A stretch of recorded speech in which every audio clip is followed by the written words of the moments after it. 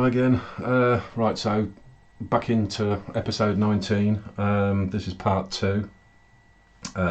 If you didn't see the first part, I mean, it won't be dramatic if you're coming into this one without seeing the first part, but it would be a help. I do recommend going back and watching that one before you come into this one.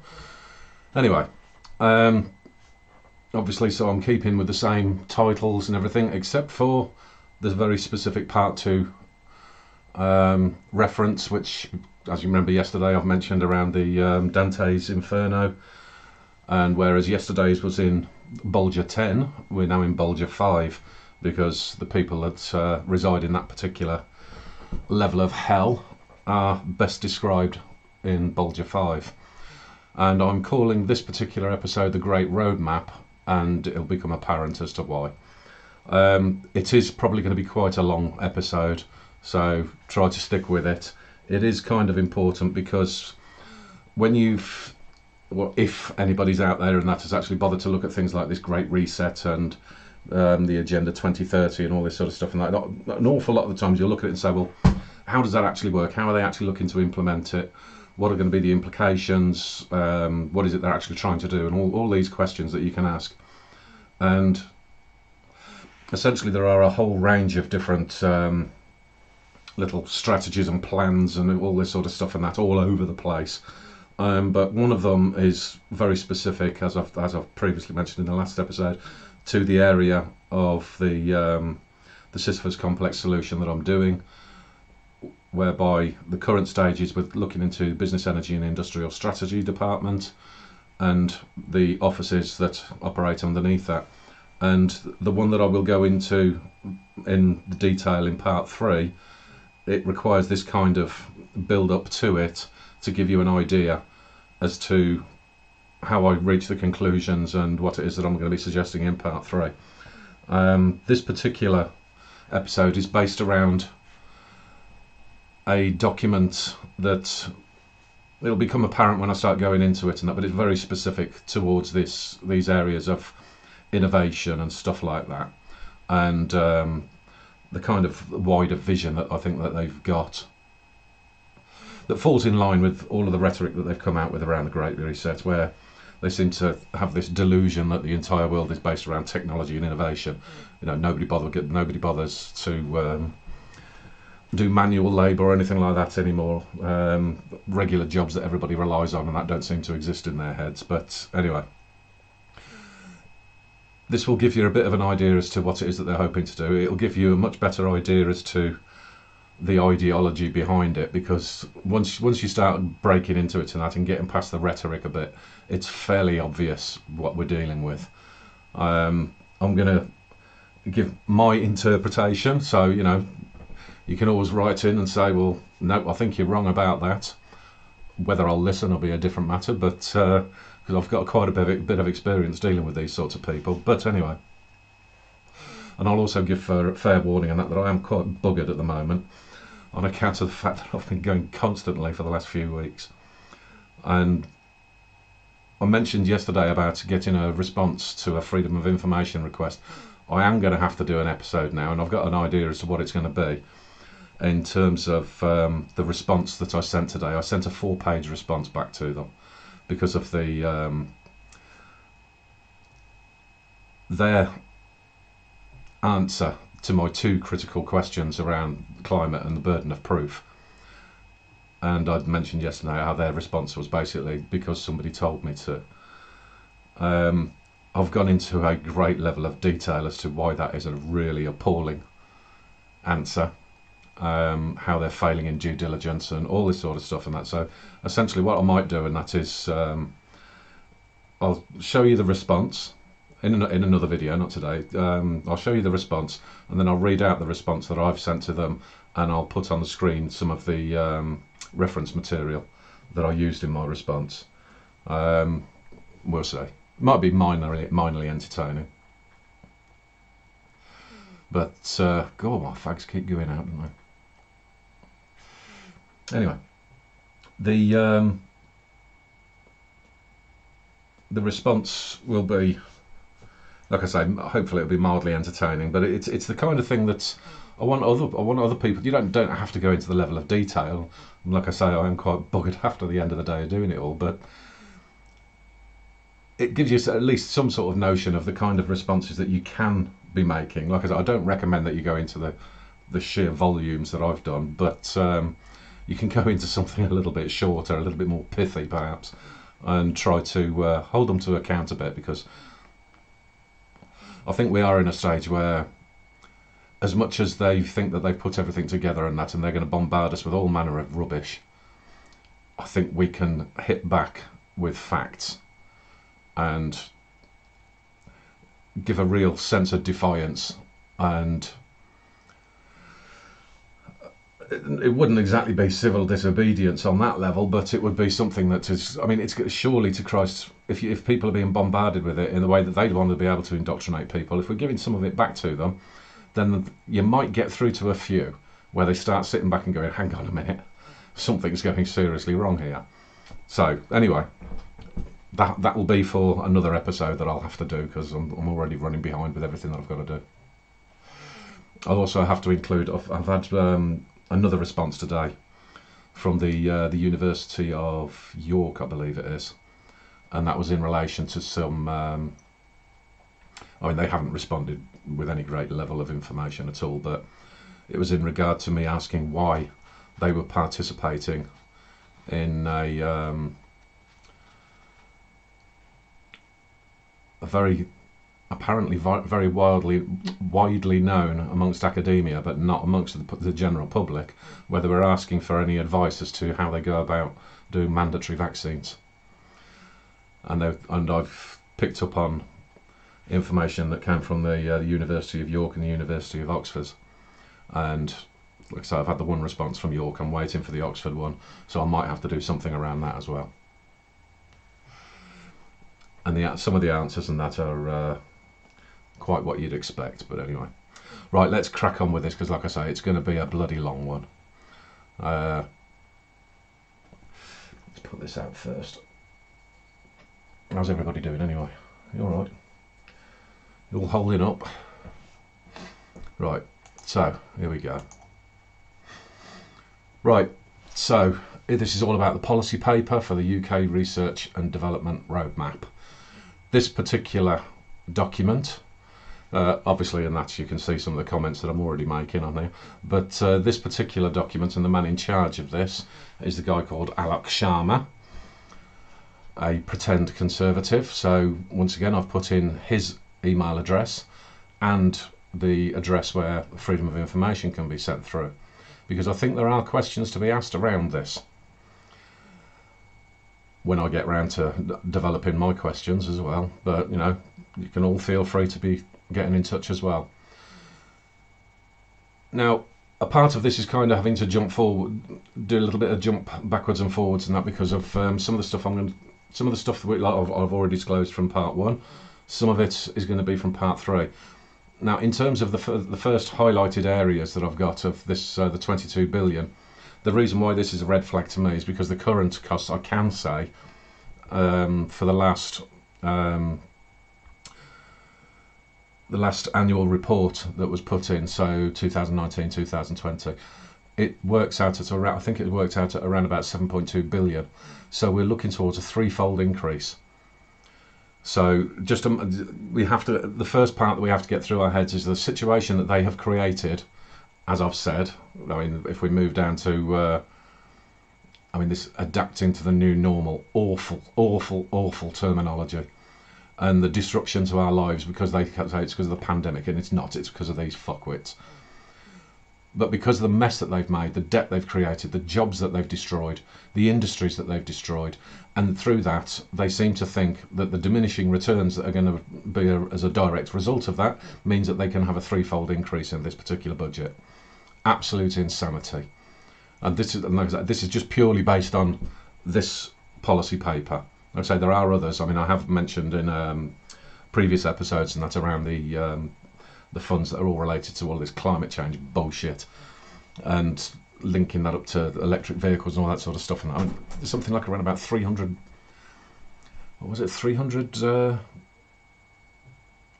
billion, something like that. So I think that was, oh God, what was his bloody name? Oh, it doesn't really matter. No, it's gone again. There was one particular individual anyway who's calculated all of this up, and it's turned out that they're going to be spending something like around about 300 billion, or wasting something like around about 300 billion. So for them to open up straight away with a ridiculous amount of money to be shoved into what we're going to be seeing shortly, for them to be pushing again this narrative of the new normal, when we're talking about the sniffles. It literally is a bullshit exaggeration of the sniffles, and everything is supposed to be this new normal. Now, remember how many psychologists and people like that were involved in part one? They're trying to, it's shoving this indoctrination, and you're going to see quite a lot of that kind of technique in this document as well. There's quite a lot of repetition, so that's when you can tell that something is propaganda. Repeat, repeat, repeat, repeat. But like I say, saying that the disruption has come from a pandemic, it's not. There is no virus in the world that has caused a disruption to the economy and to people's lives. What they've done is solely responsible. So that needs to be absolutely certain in people's minds. And then there's an awful lot of the crap in this and that around this UN sustainable development goals. Nobody voted for the fucking United Nations. No country, no member of the public has ever voted for the United Nations. They do not dictate what happens in any country. And that has got to be a very clear message that has to be sent out to any politician in any nation. There is supposed to be, I mean, we all know that it's not a proper democratic system that we all operate in anyway. And once again, if I hear somebody turning around screaming about capitalism is evil and that, I mean, seriously, I'd love to punch the bastards. But the little amount of democracy that we do have is going to be stolen, because they're pushing everything that is coming through those types of institutions, whether it's this sort of shit, whether it's the sexualisation of children, which is another one that I'm going to have to go into. And like I said, I have spoken about it before, not where they want to teach 5-year-olds how to masturbate. All this sort of nonsense. Nobody voted for it, nobody asked for it, and I dare say the vast majority of most publics everywhere don't even know anything about this. And more people do need to understand that an awful lot of the dogma that is being shoved around the world right now does not come from your government. They're just playing the lackey to what is coming via the likes of the United Nations. I can't stipulate that enough. Now let's move into this. And yes, I will put up various insignia and things of that nature, because it becomes very much suited to what these bastards are doing. You can turn, like I said yesterday, and that, I mean, you can say that there are a number of people that are going to be involved in this that seem to think everything is entirely innocent. But I seriously don't think so. Once you put all of this stuff together, there is nothing innocent about this. And you have to remember again, something I forgot to mention at the beginning. If you remember, one of the members from SAGE, the guy called Mark Walport, however you pronounce it, he's a member of SAGE. He's the chief executive of the organisation that is going to be implementing this.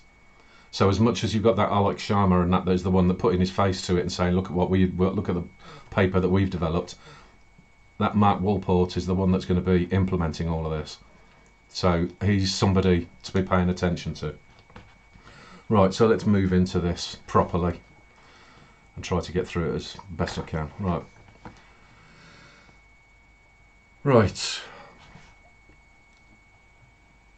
So they're going on about the international business investment into UK R&D. What's that got to do with the government? That's none of their business. It's immediately in that. So we get straight into the document. They're overstepping the mark. This is not their role. Advancing our understanding of the world. You would be able to advance your understanding of the world if you haven't forgotten everything that you'd learnt yesterday. I mean, literally all areas of science.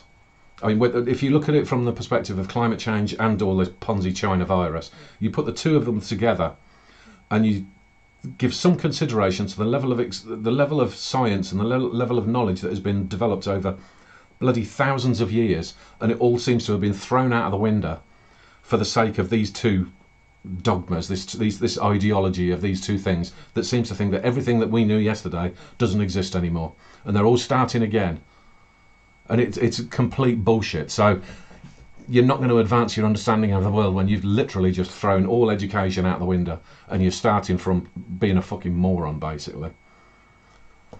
Right, so unlock improvements in health, well-being, prosperity, and maintain the security of our citizens. This is a word that's going to be cropping up an awful lot. The security control is what that's called. And this health, well-being, and prosperity, it's the buzzwords, it's the bullshit. Like I say, this is where you have to start understanding the ways of double speak. Fairer, healthier, prosperous, more resilient society. So I mean, you're getting into the repetition immediately. Oh, it's going to be fair. Oh, everything's going to be a wonderful, happy land for you. It's not. It's going to be government controlled, is what it's going to be. Right, inspirations are bullshit. I mean, the research and innovation community, how they've responded to COVID-19. They've responded to COVID-19 and that by coming up with questions like, is a bloody Scotch egg a meal? This is not normal. They've responded by saying all of the knowledge that we had around face masks doesn't exist anymore and you must wear a face mask, despite the fact that we know damn well it doesn't work. So what have they come up with for COVID-19? What they have come up with, actually I'll leave that bit. There's a bit that's related to that, but I'll leave that for the minute. Right, embrace the idea of transformative research has a high chance of failure. We're up here right now. Right, the high chance of failure. A few notes that I've got. I tend to associate when you're looking at, especially around medical experiments, there is a very distinct association, hence the swastika on there. A very distinct association between that particular party and how they like to be using everybody as guinea pigs. So they want to essentially go into areas that would probably have an awful lot of very dodgy, whether it's consequences or probably dodgy practices in general. And yeah, the point that I was going to make, and that's how I've got it written down here, the very specific area as to why this becomes an association with the Nazi Party is because they had this strong tendency in that for experimenting on people. Now, what we've got here with this vaccine that's apparently coming out in the UK probably next week. I mean, they say next week and that, but I mean, it's the UK government and that, so that probably means around about 6 years' time, you'd hope. But the thing about it is, as much as it was apparently discovered in Germany, and that is coming through Pfizer, which is the American firm. I mean, there is a Pfizer place not too far down the road from there. But they've released a white paper about this vaccine, and it states specifically in there that they have not gone through any rigorous trials whatsoever, and they won't know anything about the positive or negative side effects for another 2 years. So we are literally going to be experimented on for the next 2 years. That literally is what that means. So, oh, the other good parts of that as well, and that is, just in case anybody wasn't aware of this sort of stuff, they've also been indemnified. Now what that means is there's no route to recourse. So if they inject you with something that ends up crippling you for life, they don't have to pay out for it. They have no responsibility. There's no accountability there whatsoever. That's all been signed off by government. Yep, you can just inject the entire population with whatever the hell you want. If it kills them, ho-hum, such is life. And the thing about getting your medication from Germany, we do have a little bit of a history of getting some new medicines from Germany, and there's one that particularly sticks out, and it was called Thalamid. Now what's that better known as? Thalidomide. It came from Germany, and when that was being administered here, there and everywhere, what they had done is they had said that it was okay to inject pregnant women. So what happened as a result of that is 40% of the pregnant women that had this injection, the babies died in the womb. So,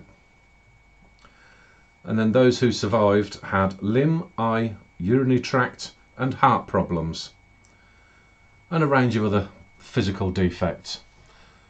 So that was nice, wasn't it? You know, that'll give you a little bit of confidence to be the sheep. Get in line, take your jab. I'm sure it'll be fine.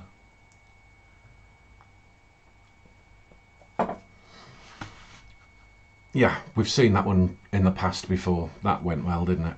Right, so let's move on. Little pop quiz for you, see if you can name who that is. Right, so they're going to be setting up an expert group, because we don't have any of those at all, do we? That's the first load of bullshit. Increasing the flow of capital into firms. Since when is it a government responsibility to be increasing the flow of capital into firms? It's, again, it's not capitalism. I don't know how many more times people need to understand this. Then the culture strategy. The culture strategy is something that, again, is going to be one of these things that will pop up from time to time. And the culture strategy is essentially going to be indoctrination. That would be the interpretation of what that really means. And again, you'll start to see this more and more. And by the way, the link to this document is in the description. Feel free to, well, it's not a document as such, it's a web page. So I'm sure after this and that, they'll probably try to get rid of it. But anyway, the link is there, and that you read through, because not every single paragraph is included here. There is more to it than what I'm going to be showing you. But when you get to understand the various ways of the double speak and everything else like that, and that the culture strategy, it's indoctrination. So building on the UK's universities, public sector research establishments, other publicly funded laboratories. So basically, and that just yet more, you know, bloat out the government again via these types of institutions. Just bloat it out as much as possible. Keep control of everything as much as possible. That's essentially what we're talking about. The R&D partnerships with emerging and developing countries. There's hints towards that one further on in this document, and there is even more evidence of this in that'll come in part 3. Now, what they're talking about there is basically working very closely with China. So essentially what we've got to understand here, and that is, I mean, this is quite possibly the worst of all worlds, in terms of you've got your nationalists, national socialists, your fascists and your communists, and they seem to be wrapping everything into one pile of shit. I mean, it literally is that bad. So yes, they are going to be looking towards working a lot more with the Chinese, because that's what we need, isn't it? Aim to maintain close, friendly, collaborative relationship with the European Union. Yeah, I'll come back to that. So there's more on that one, the European Union, and some stuff there, and that certain of quite a few people probably won't be too happy with. Right. There is a specific area I've got a note down here. In terms of everything that is on the page, and that there's something that I want you to be able to keep in mind here, and that is because, remember from SAGE, the number of people that were behavioural scientists. Okay? They're supposed to be dealing with the sniffles, they've got behavioural scientists in there. Keep that in mind when we're dealing with this as well. Right. because of the sniffles. They want to build a future which is greener, fairer, healthier, more resilient and innovative than before. Right, again, the fairer. They might as well have just put it, well, they have put in healthier and that, but put in happier as well, and more inclusive, and all of the buzzwords and that they've got to keep repeating at you. Greener, again, there's an awful lot of that inside this document as well, and that's all to do with the climate bullshit. So once again, burden of proof. They have to provide the burden of proof. That's what has to be really pushed towards these people, because if they haven't got the burden of proof, they can't go forward with any of that crap. But again, in terms of innovation, well, I'll end up repeating myself quite a bit as well, doing this similar sort of thing to what I'm accusing them of, really. But in terms of the levels of innovation, when they're setting up this kind of a system and this kind of a doctrine, the one thing that does suffer the most is innovation. And I don't understand why they can't get that through their heads. What part of history is it that they don't understand, that just, it doesn't work? But anyway, let's move forward. Right. The research has rapidly improved your understanding of COVID-19. No, it hasn't. No, it hasn't. What it has done is it's taught you how to shut down anybody that says something that you don't like. That's the only thing that you've learnt in terms of understanding anything. I mean, it was people outside of the indoctrinated that were the first ones to come out and say, well, you do realise that 80% of this particular virus is very well known. This isn't really my field, and that, but I mean, into like the genomes and things of this nature, 80% of that is already known. So for them to be continuously turning around and saying, oh, it's a novel virus. Well, if 80% of it is well known, then it's not novel, is it? Simple as that. So all of that type of work and all that type of what ended up being exposure via the internet more than anything else, because everything else, mainstream television and where they could, even on the internet and that, they would try to block this information. So people operating outside of these areas, outside of this dogma and this doctrine and this indoctrination and this bloody cult religion that they're trying to put together with their Great Reset and all that sort of crap, people working outside of that were the ones that actually knew what the hell was going on, not these buggers. So they've understood precisely squat. The UK has led the world's largest randomised controlled trial. No, you're about to undertake a very large trial on a vaccine that has not gone through proper trials and is going to be not due to be completed trials for another 2 years, by which time it could have killed thousands. So yeah, you're about to. Well, because of all of the different disruptions that they are responsible for, they think that their little plan is going to make things more likely to be able to hold on to staff and grow in difficult trading conditions. So difficult trading conditions that they have created, and it's going to be more likely to hold on to staff because there isn't going to be any other jobs. Basically, all choices being removed. So, yeah, it will be more likely that you'll be able to hold on to your staff. The level of productivity that you're going to get from them, though, you're going to be surprised about, because, like I said, when you end up in these scenarios, your innovation goes downhill fast. Your productivity goes downhill fast. People's incentive has disappeared, and they don't understand that. So, yeah, it's a correct statement. It's just not put in the way. It's not put in an accurate fashion. We've got the decarbonising of the economies, the impacts of climate change, habitat, biodiversity. I mean, give me a fucking break. Zero emission vehicles and zero carbon industrial processes. The zero emission vehicles is one that's obviously, in that, I mean, I've spoken about before, and that it's just a farce. There is no such thing as a zero emission vehicle. It just doesn't exist. Maybe one day in that I'll go into a little bit more detail on that, because I have done a lot of work on that in the past. And the zero carbon industrial processes, I mean, this is the sort of rhetoric that you get from just idiots. I mean, it's not possible. It literally is not possible. So because they're operating immediately from an absolute pipe dream of complete and utter garbage, you already know that this is a group of people that haven't got a clue what they're talking about. Or rather they do, and that they're just looking towards controlling you by putting out bullshit like this. The pandemic has radically changed people's behaviours and risk perceptions. No, it hasn't. What has changed people's behaviours is the controlling to be able to shove people into their houses and telling them not to go out. The risk perception is based on the lies that have been told, the gross exaggerations. This 0.2% at worst risk being blown up like if you was to, as if you were going to walk out the door and that at any second you could just die at any given moment in time, you're just going to drop dead. That's the bullshit propaganda that they've been pushing out at people. The reality is, if anybody in any other area, if for example you said, right, okay, I've got a bet or an investment for you to make.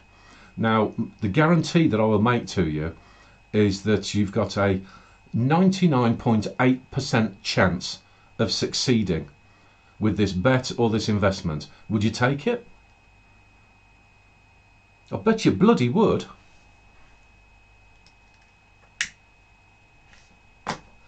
And you'd be right to. And that's the part that most people need to be having shoved down their throats. 99.8%. You're going to be fucking fine. Not 0.2% means we're all going to die. I mean, Jesus Christ. So the risk perceptions, no, it's the propaganda that's been put out. That's what's happened.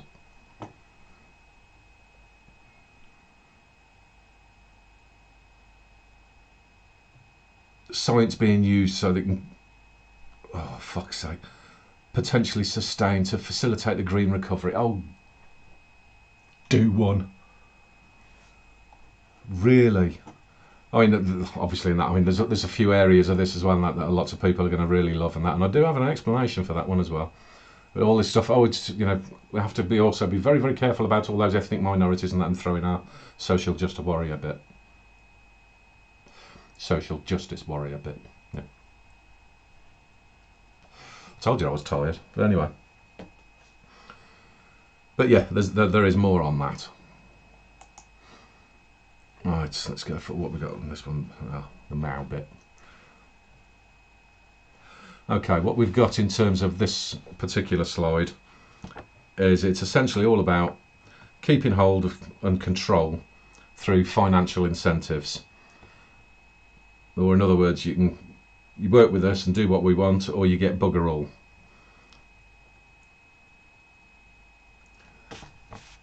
This is all this particular bit of note, and that is in relation to this area here.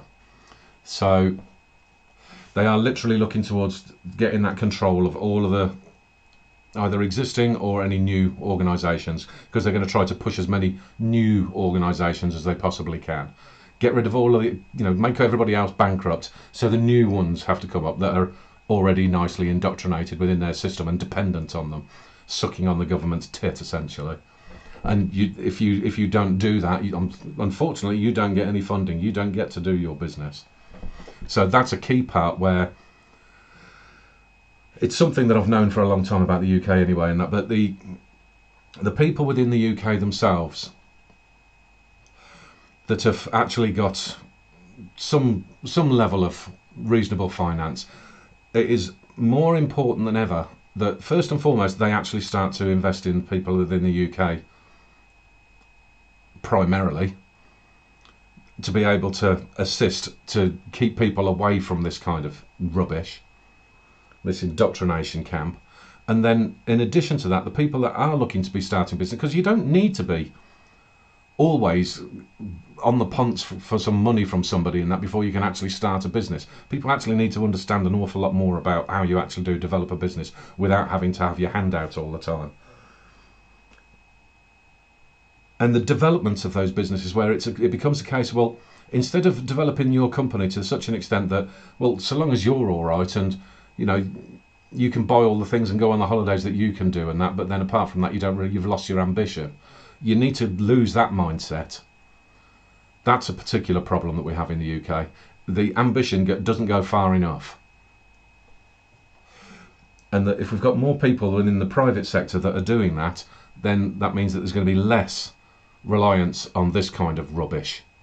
Because I guarantee these so-called new companies and the new innovations and everything that's going to be coming out of or spewed out of their idiot system, it's going to be run by morons, and it's all going to fail. So if you've got something that is developed on the private side, that will succeed where they fail, guaranteed. Right. Yeah. Yeah, that's the part essentially in that about the fact that we do have low investment in the UK, and that in terms of, I mean, when we're talking about low investment in research and development, it'll touch on it again in another part, because as I keep saying that, there's a lot of repetition. But people need to understand what retained earnings are. You don't need to be making a profit and then taking all the money out of the company and that and going and having that holiday. Put some money back into the company and have it as retained earnings, and then you can put that into your own R&D and stop relying on these kinds of idiots. Understand a little bit more about how business works and how it always used to work before. More investment from overseas to a degree, but unfortunately in the UK, the largest amounts of investments that have been coming in from overseas has been the monopoly money from China, especially in places like the West Midlands. So be careful who your friends are, you know. Bureaucracy in research is a problem. Yes, it is a problem, and your idea is to make more of it. The contradictions in this document as well, and that are absolutely staggering.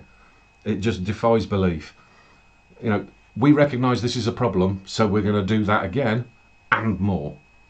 I mean, it's farcical. It really is farcical. Right, R&D exhibiting an unhealthy work culture of bullying and harassment, blah blah blah. Yes, and it comes from your side. It literally is that case of, if you do not share our groupthink opinion and that, then you have to get out. You people have created the cancel culture. So if they genuinely wanted to get rid of an unhealthy work culture, they should step back and bugger off. Go and sit back in your United Nations office or your World Economic Forum's fucking ski resort in Switzerland and stay there. Just stay there and rot. Then this won't be a problem.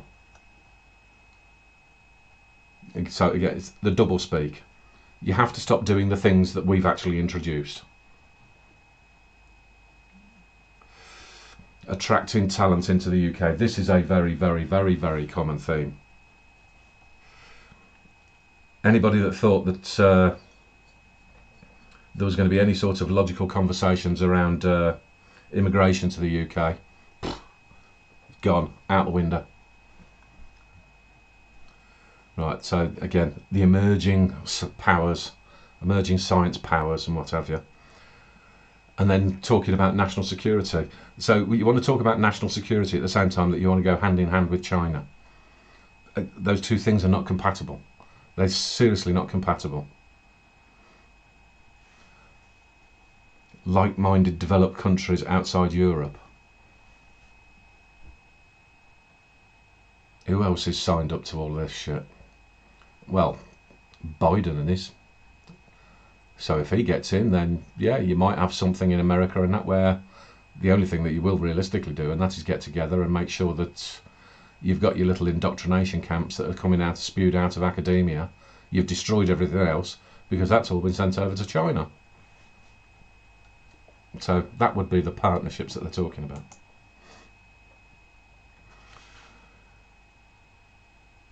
Right. Starting from a position of great strength.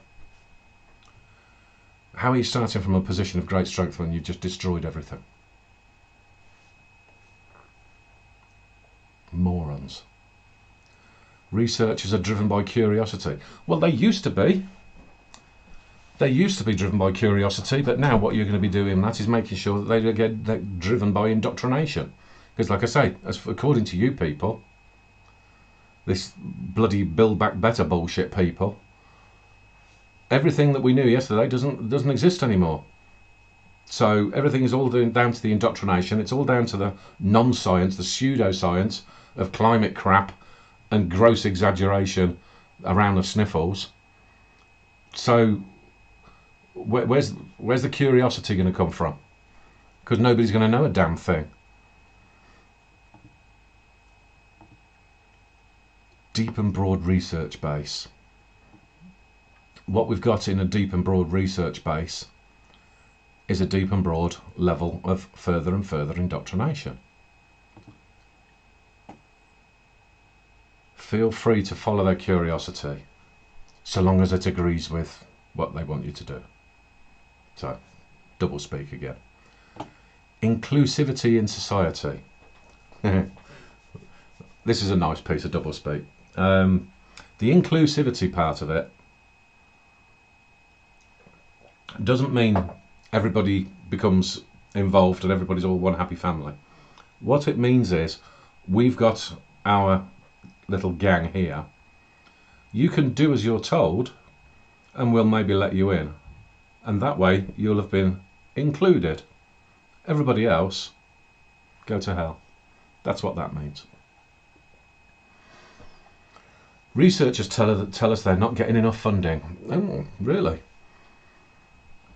Research records suggest that researchers don't do enough work. Spend excessive time competing for funding. Yes, again, like I say, this is that, let's just put the two together, an unprecedented increase in public investment. Right, so they're going to put more money in, which means more funding programs, and then somehow that will mean that they will cut down on the amount of time that they have to spend competing for the funding programs. Well, essentially the funding programs and that are already decided before they're announced. The actual winners are decided before they're announced. I know that because I've been involved in them.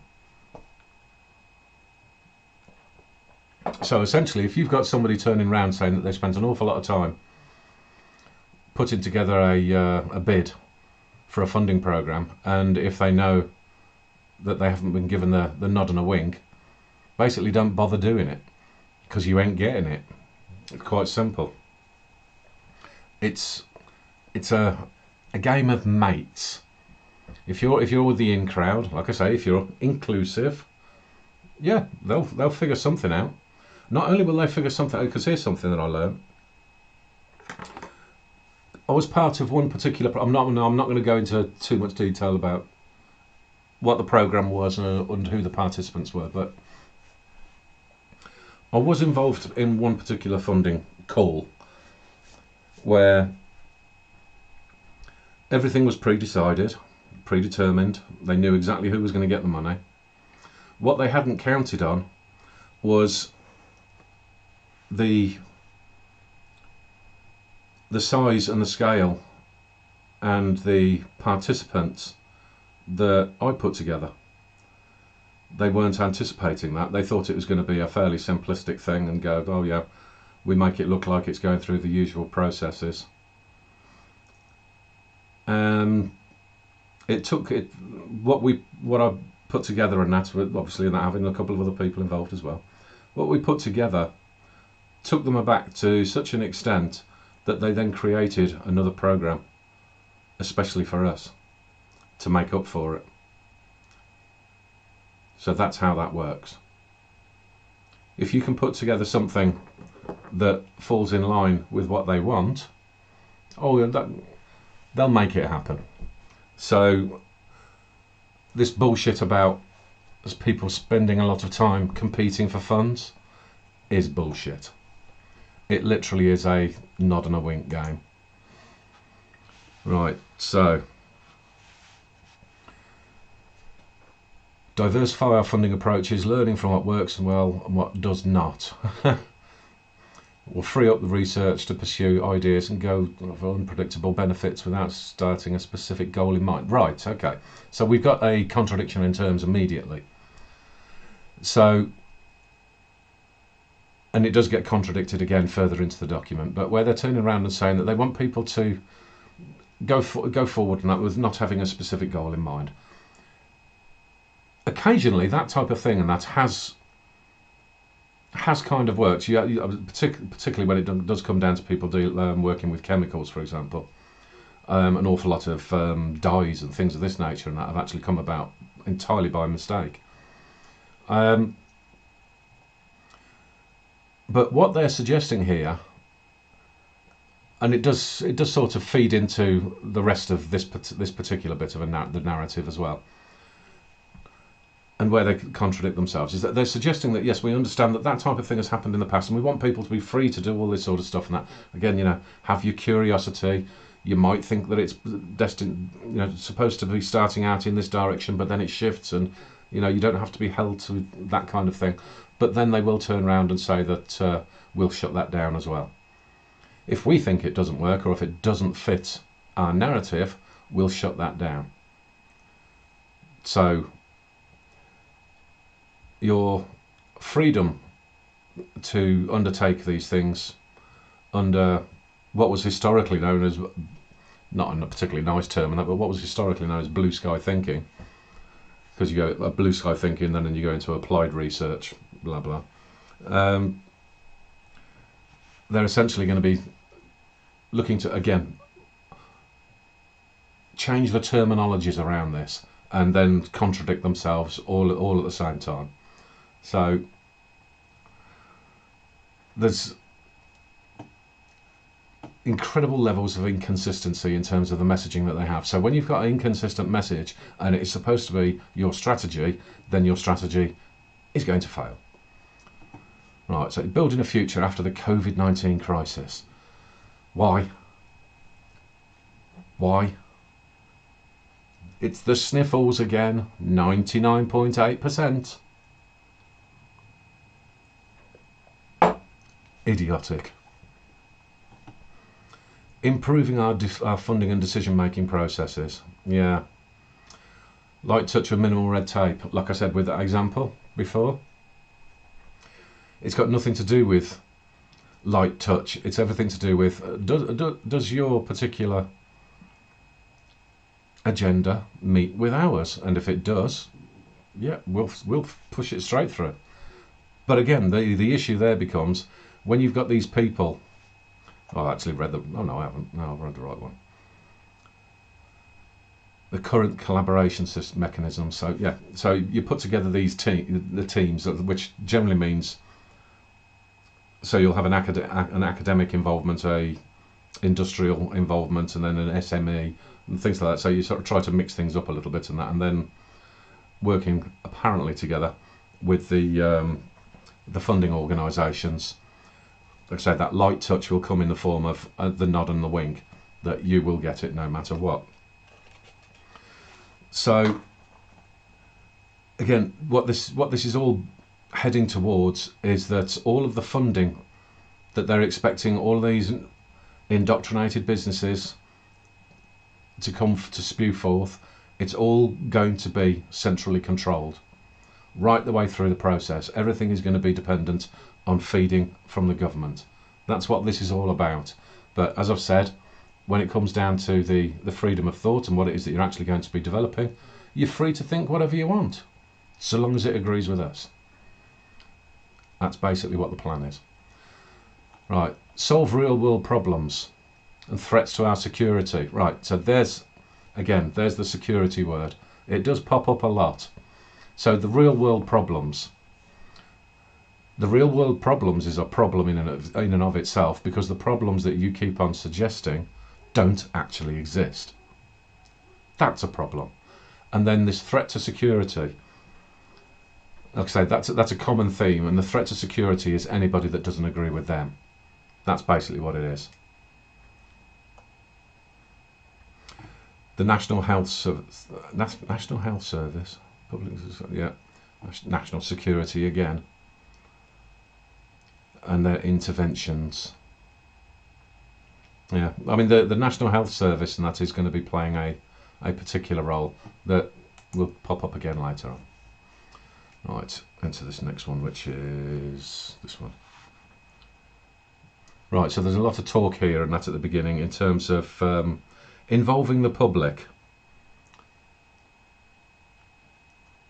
But when they're involving the public, again, it's security, lots of security, making sure everything sustainable. The engagement with the public, say for example, I mean, with this particular document, I wonder how many people in the public knew about this. How many people in the public know anything about the vast majority of these little consultations? And there's a little piece of information at the end that'll give you an idea as to why you don't know. But when they're including the extent of information where they're suggesting everything is based around this security for this and security for that, and up the top there and that we get the 85% military research and development, and more peace and security, and more defence of this and defence of that. It literally is turning around and saying that everything. I mean, you could be generous and say, well, in a digital society that they seem to think exists, you could look at that in terms of, well, you know, if you do manage to put a lot of things together that have got this digital connectivity, then will we end up with a situation where it's susceptible to hackers and things like that? Well, personally, I bloody well hope so. But I don't think I could be so generous, because when you do start to look into this, the security they seem to be concerned about is securing their control and making sure that, again, everybody, the inclusivity part of things, and that, if you're part of the inner circle, fine. Everybody else, no, you're the problem. Not here. You're the problem.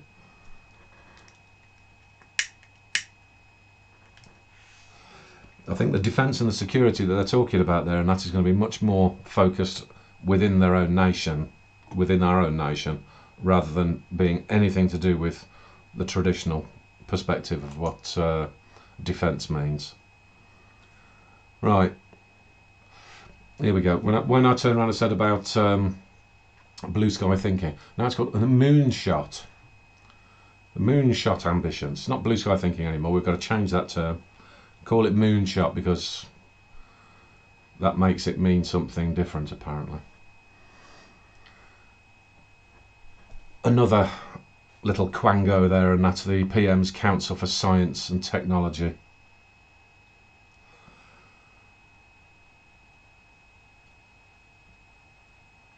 Now, again, when we've turned around and come across things like the expressions that they've said around people having the freedom to think about different things and that, and the time to be able to come up with different innovations, and yet at the same time it's got to be specific and well defined, and they have to set out what they intend to achieve. So that's not a moonshot or blue sky thinking, is it? That's not freedom to think of anything. That is being very, very specific. Would you turn around and say, well, potentially for some things it's freedom to do that, and for other things, like I said, with applied research, then it has to be specific and well defined.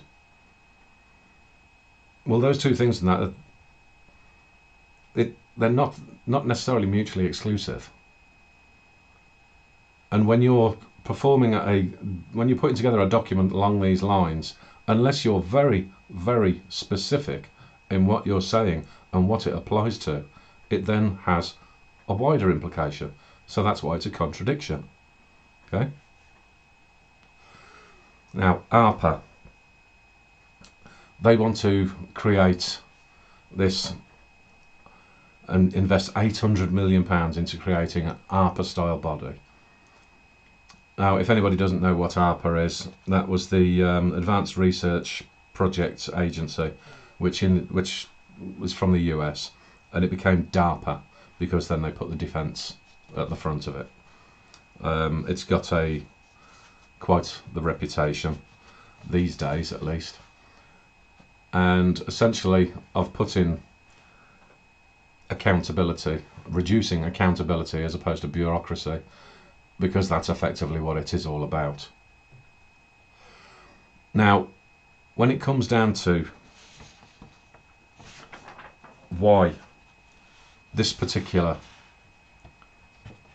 organisation is being looked to be replicated inside the UK, this is actually the brainchild of Dominic Cummings. So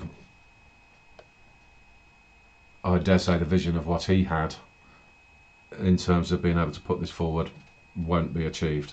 It just gets swallowed up in the same crap, and it will just end up being yet another one of these useless funded organisations that just means nothing, all wrapped up under a different name. Now, the reason why Dominic Cummings was interested in this was also a flawed idea in the first place, because he had I suppose what could be reasonably known as an obsession with this Licklider, strange name, this guy that started DARPA or ARPA out in the States. But the problem is that Cummings' obsession with that is down to the level of innovation that did come out of ARPA during the period specifically between 1962 and 1975. Now, the reason why that was a particularly productive period was because this Licklider himself was quite a visionary individual in terms of being able to have an innovative mind, and he was a very good manager of the people that were around him, apparently. So he was credited of having been somebody that foresaw exactly what was going to take place in personal computing.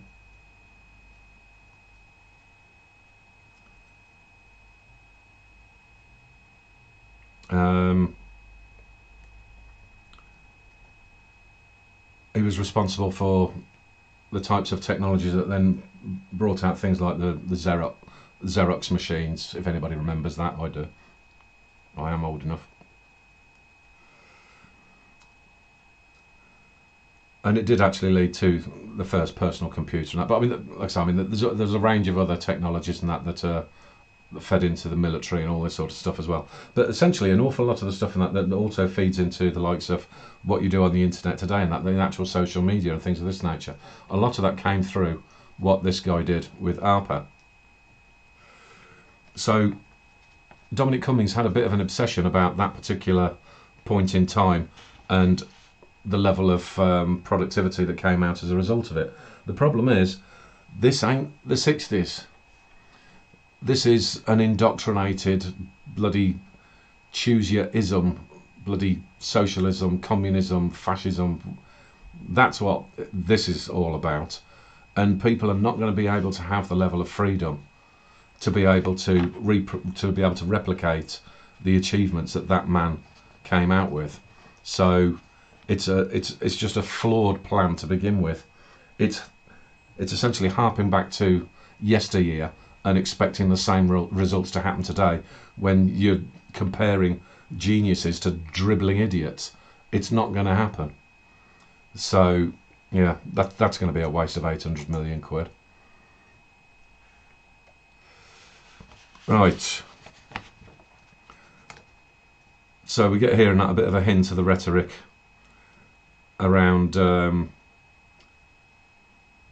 right, the immigration side of things again, because you get an awful lot of stuff around the talented people coming into the UK. So bear in mind again, in terms of the order of priority, this is all about getting people coming into the UK. not dealing with the people from the UK, but people coming into the UK. So what they are looking towards doing here, and that is essentially saying that one of the policies that had been banded around previously was that there would be like a salary cap. People couldn't come into the country unless they had a defined job, and the salary for that job was, I mean, it was set quite low anyway.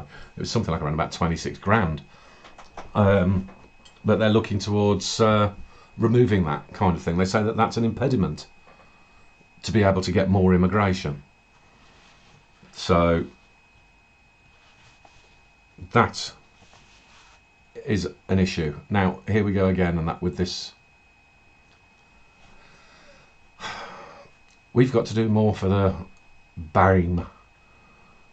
I did get it right yesterday. Black, Asian, minority, ethnic. I mean, it's a ridiculous thing to say, isn't it?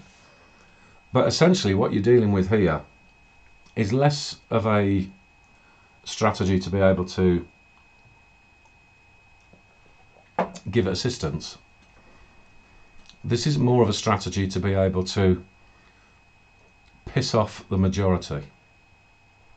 When you have policies that are specifically targeted towards one particular group, it comes at the expense of another. When you are specifically coming out and granting favour to one particular category, the other at some point is going to say, hang on a bloody minute, I'm not having this. Now, when we look back to the types of ideologies that we're potentially dealing with here, and that as much as it seems to be an amalgamation of all three, one of the ideologies in particular has a something of a penchant towards removing certain categories. And if you're going to be having your healthier, happier, inclusive society, then you're not going to be wanted to be seen as the person that is doing away with any of those stated categories. So what they can do is get you to do it for them. And how that works out is that, like I say, if you've got a minority that are being pushed and pushed in people's perception, it doesn't matter whether they actually do it in reality or not, it's the perception. So again, here comes in some of the behavioural scientist stuff. It develops a resentment, and what you get at the point of boiling from resentment is a reaction. And when you've got something like, I can't remember what it was now, it was something like that 17.5% make up the various ethnic minorities versus the 83% or 82.5%, whatever it is. It doesn't take a genius to figure out who's going to win that one. So I've got a feeling that this is all a case of, let's set this one up so that somebody else gets to do our dirty work for us. Let's stoke up that resentment. That would be my guess as to exactly what it is that they're trying to do here. But in terms of this talent pool and all the rest of it, yep, you've got your little nut job SJWs that will be pushing all of this rubbish, and that'll just drive that resentment a little bit harder. But all the concentration towards the other, the minorities are more important than you. Bringing people from outside of the country are more important than you. They've taken priority. There's psychology there, definitely. Right, so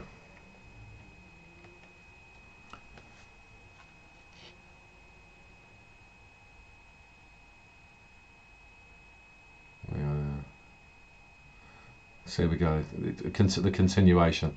Let's get more of these people to come in, and that, let's attract all this talent, let's do this kind of thing and that, and, you know, not you lot, not you whiteys over there. You need to just sit back and shut up and do as you're told when you're told, and let's just bring in all the others. Right, maintain some of the positive behaviours as a result of COVID-19, of the China virus. So once again, the maintaining of behaviour is continual forcing of behaviour and reducing your individuality into groupthink. That's what that means. I mean, it's no. A lot of people are very confused at the moment, and that's as to why they're really targeting the hospitality sector. Why are the pubs shut? Why are they having a go at pubs? Why are they having a go at restaurants? Why are they having a go at hotels? All the sort of locations where people would sort of go to have a bit of relaxation, and generally speaking, in the UK, and that they'll find a bar somewhere. And in the UK, it is this thing that we don't behave in the same way as most other countries do around the world. Where in most countries they'll sit down and they'll have a few snacks while they're having a drink, things of that nature. They eat and drink at the same time. In the UK, we don't tend to do that. You'll have your meal, and then you'll go out, and that's where you have your drink.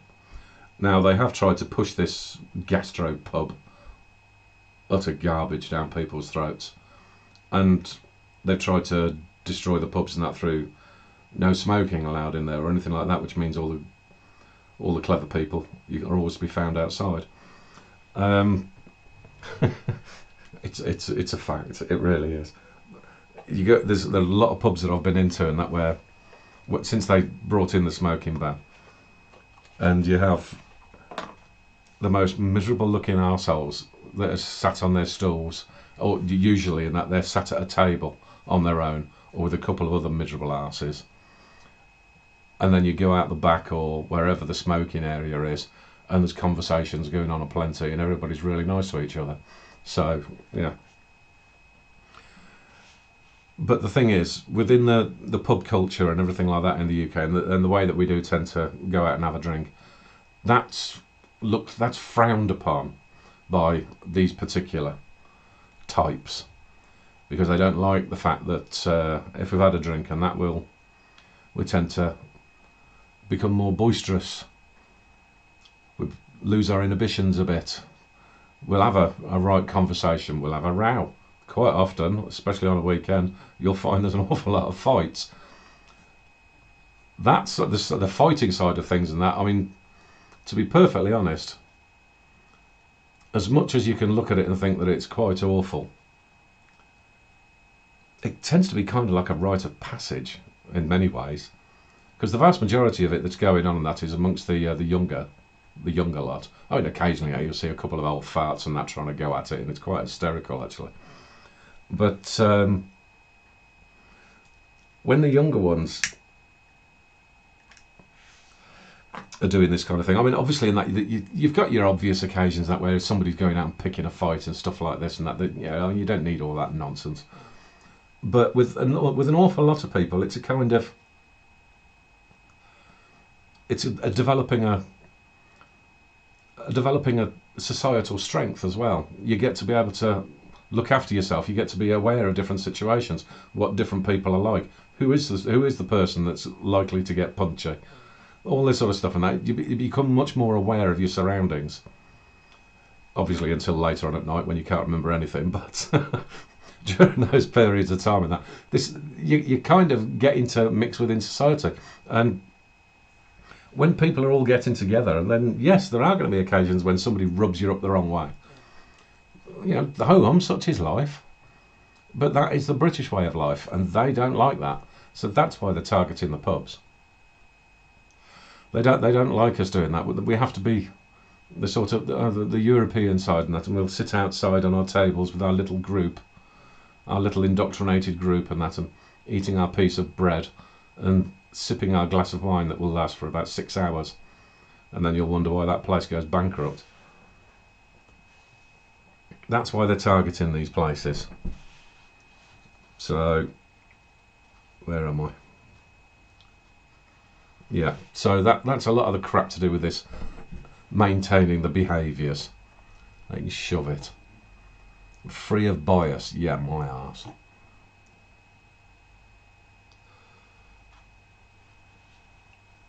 More equality, diversity, inclusion, blah, blah, blah, blah, blah.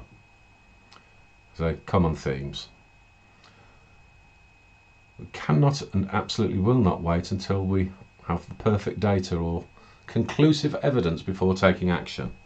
This is quite a good one, because basically this is kind of like how you perpetuate a lie.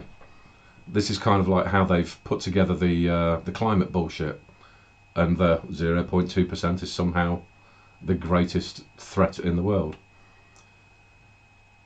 They don't want to have to actually prove anything. We've had this. This is a case of, well, our ideology now says that we all have to do this. It doesn't matter that we don't have any evidence for that opinion. It doesn't matter that we're not going to bother with any cost-benefit analysis. We're not going to bother with any actual serious thought about, are we actually solving a problem? Was there a problem in the first place? And therefore, can we actually calculate, have we produced a benefit? Well, you don't know if you've produced a benefit if you don't know what the fucking hell it was that you were solving in the first place. So you're not going to wait to actually understand what it is that you're doing. You just had some moron in the higher echelons that have decided, fairly similar to like this great reset idea in general, yep, that's what we're going to do. We've got absolutely no idea what it is, what we're going to do, how many people we're going to kill, what level of destruction, mayhem we're going to cause across the entire world. But hey, let's not wait for the data, eh? Let's not do any due diligence at all. That's basically what that means. Review the impact of the China virus on the UK government funding research. If they were reviewing the impact correctly, what they would understand is you haven't got any money, so you can't afford it, so shut up. That would be a proper thing. Right.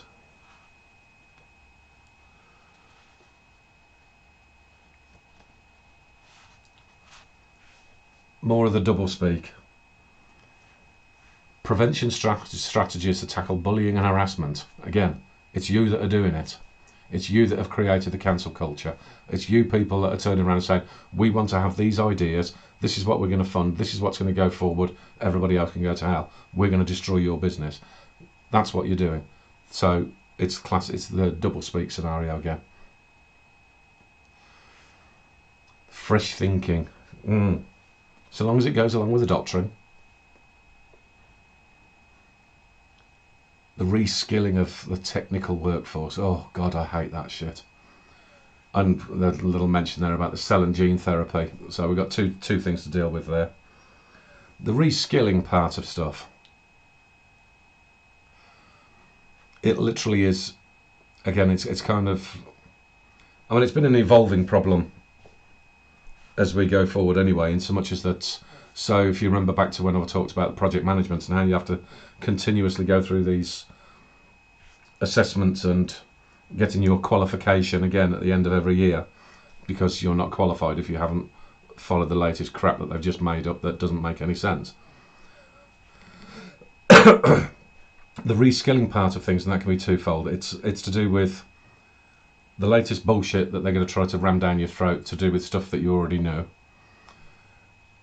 And then it's also the we will check on you kind of scenario. Check your thinking. That's basically what we're talking about there. The cell and gene therapy, there's a reason why I put that picture of those kids down there. Again, if you remember back to near the beginning where I put up the particular National Socialist Association, there was an awful lot of that kind of experimentation that went on back then, so it's no surprise that they want to start bringing that one forward now. there are a lot of ethical problems around the cell and gene therapy, most prominently by what that actually is and where they get it from. And essentially there is a specific reason as to why there is an awful lot of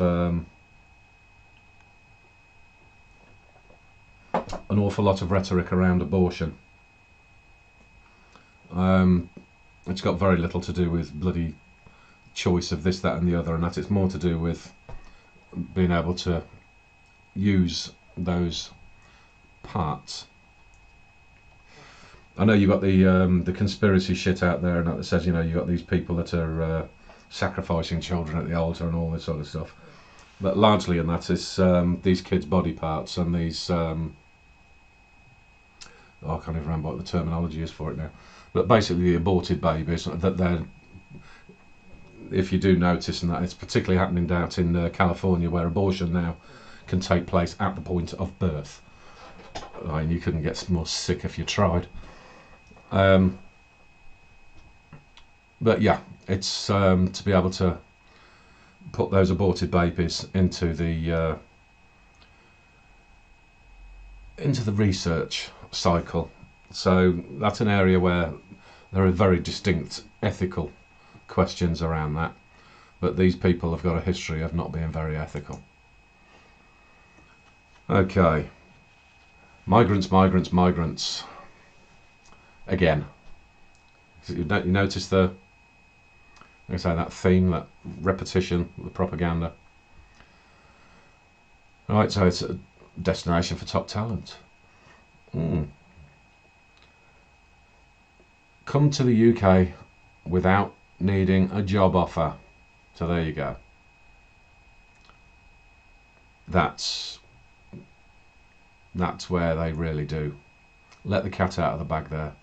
So all of this stuff about we're going to have an Australian-based point-based system, and all this sort of stuff, absolute garbage lies.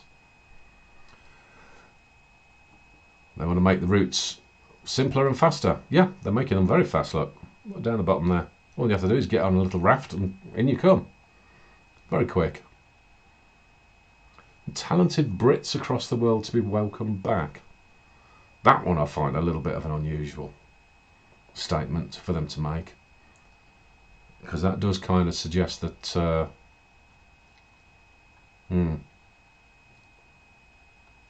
yeah, something might be afoot there, but yeah, I'll leave that one alone. There are a number of case studies within this document, and that I've left most of them out. I've left this one in there because I do actually know the people at the National Physical Laboratory, or quite a few of them, and when it comes down to their intellectual property, they've got troves of intellectual property. I mean, they've got absolutely stack upon stack upon stack of all the different intellectual property that they've come up with, and they do absolutely bugger all with it because they don't know what they're doing. They seriously don't know what they're doing. And if you try talking to them about it and how it could actually be made best use of, they just don't seem to want to know. They have a specific individual that's supposed to be responsible for it, and it's like talking to a brick wall.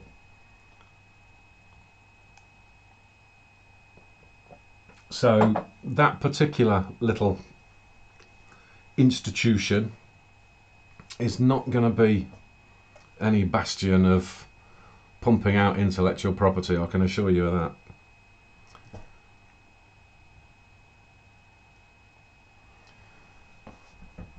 So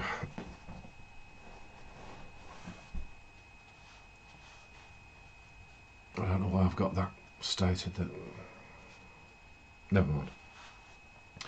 Right, pointing at the having 77 unicorns in the UK. I mean, really, who cares? Generally speaking, what they've been doing lately And what you can tell from whether it be the likes of your Googles, your Facebooks, I suppose, I mean, you could include people in companies like Intel and all this sort of stuff as well. But what we're dealing with here is a group of companies that have actually started to show their true colours, and what they do actually do in terms of innovation is stifle it. If it's anything that looks like it could be competition to them, they're going to try and either swallow it up and spit it out, or just destroy it from a distance. So, I mean, having a company that has managed to grow, and what I would like to see the UK doing is actually having their own large organisations that actually have got some, I don't know, I suppose some Trumpism about them. You know, make the UK great again, something along those lines. A lot of these organisations just don't. Most of them are part of the bloody World Economic Forum and whatever anyway. I mean, they don't have anybody's best interests at heart at all. So having them in the UK, I mean, in terms of the number of jobs that they create, yeah, I mean, obviously that you have to turn around and think, well, okay, well, how many thousands of people is that? What do you do to be able to make sure that they're still going to be okay? If you're going to be saying, well, okay, if you're a member of the World Economic Forum, then you might need to be shown the bloody door. I don't think it would take an awful lot to be able to replace it, to be perfectly frank. It certainly wouldn't take an awful lot to be able to run things an awful lot better than they do. So I'm not entirely sure that the promotion of this is anything to really shout about, as though it's anything particularly beneficial. So, I mean, one of the key problems with this is that they are rather redundant to pay their fair share. They're very quick to have their hand out, and like I say, and that you had that fella from DeepMind on Sage. You know, why would he be involved in something like that? And it is essentially in that this becomes part of what you've got the. I mean, as much as it's known as crony capitalism, it actually is. It literally is crony socialism. There's no capitalism about it. I mean, they're getting huge amounts of money from the government in all manner of mates contracts and things of this nature, and they're not really giving an awful lot back, to be perfectly frank. So yeah, they're not really selling that one to me properly at all. But yeah, the key point of this particular page is, like I say, the admission there that these little fellas here and that they're all going to be coming in and they don't need a job. So don't let them continue lying to you about that. Right. Again, the lower levels of R&D activity in businesses compared to competitor nations.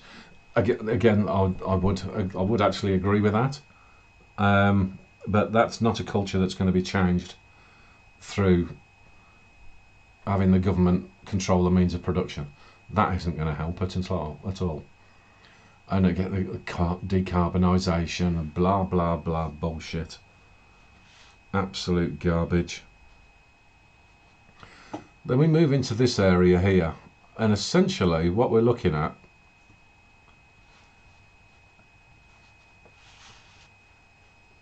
like I say, it keeps coming back to this theme of the businesses that they want to, you know, the ones that are a part of the circle, and that you're part of it, you're included. The government is going to be the VC, they're going to be the venture capitalists, they're going to be the private equity side of things as well. So again, it's literally that control side, that once you're within that cycle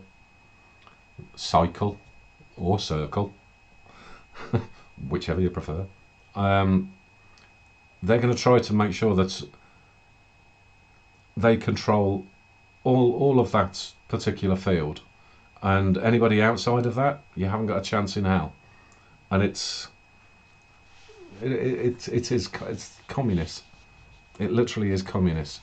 And the British Business Bank, I mean, where's this money coming from? I mean, well, I mean, I can actually answer that. All of the money that they think they're going to be producing now and that, I mean, if you haven't noticed it already, in terms of like the fiat currency, money of the future. I mean, I did see a video earlier today from James Corbett about the new digital currencies and all this sort of stuff. And essentially, what they are going to be doing that is literally just it's monopoly money. Debt in the future and that, as far as these people are concerned, it really won't make any difference in that, because they're just going to make money out of nothing. There's going to be no value to anything anymore. But then that's what communists do. They destroy value. There is no tangible assets behind anything anymore. They just make shit up as they go along. So they'll just turn around and say, well, we've got all the money because we can just keep on producing it, and we just keep on saying, well, okay, well, I haven't got any money left now. Let me just go into the back room and create some more. There, you see, I've got lots of money, while everybody else has to, work in the real world. So it's going to end up being very, very, very destructive. And like I say, when you're doing stuff like this, and they're talking about competition and stuff like this, how many communist countries can somebody tell me that have become really competitive? Anyone? Because it's not competition at all. I know that they're trying to turn around and suggest that the China model now is the experiment that proves that they can do all of these things and become competitive on a world stage. Well, it's not competitive. When you are intentionally destroying businesses and manufacturing in particular in other countries to be able to send it all to somebody else, then what you're doing there is not being competitive. You're literally intentionally destroying competition. So once you've managed to sort that all out, and everybody's now dealing from the same kind of structure that you've got out in China, where does your competition come from then? There won't be any, will there? I mean, it just stands to reason. There will be no competition, because everything is all centrally controlled.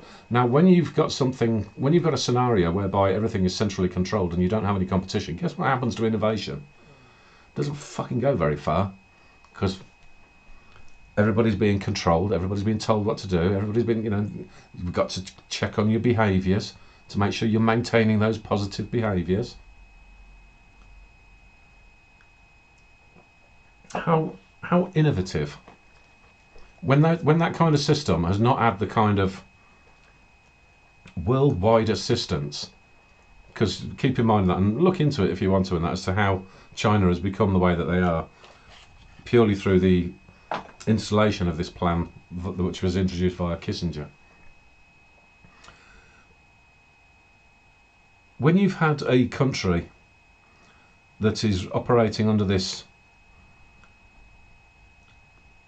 controlling the means of production, controlling literally every single nook and cranny of every industry sector,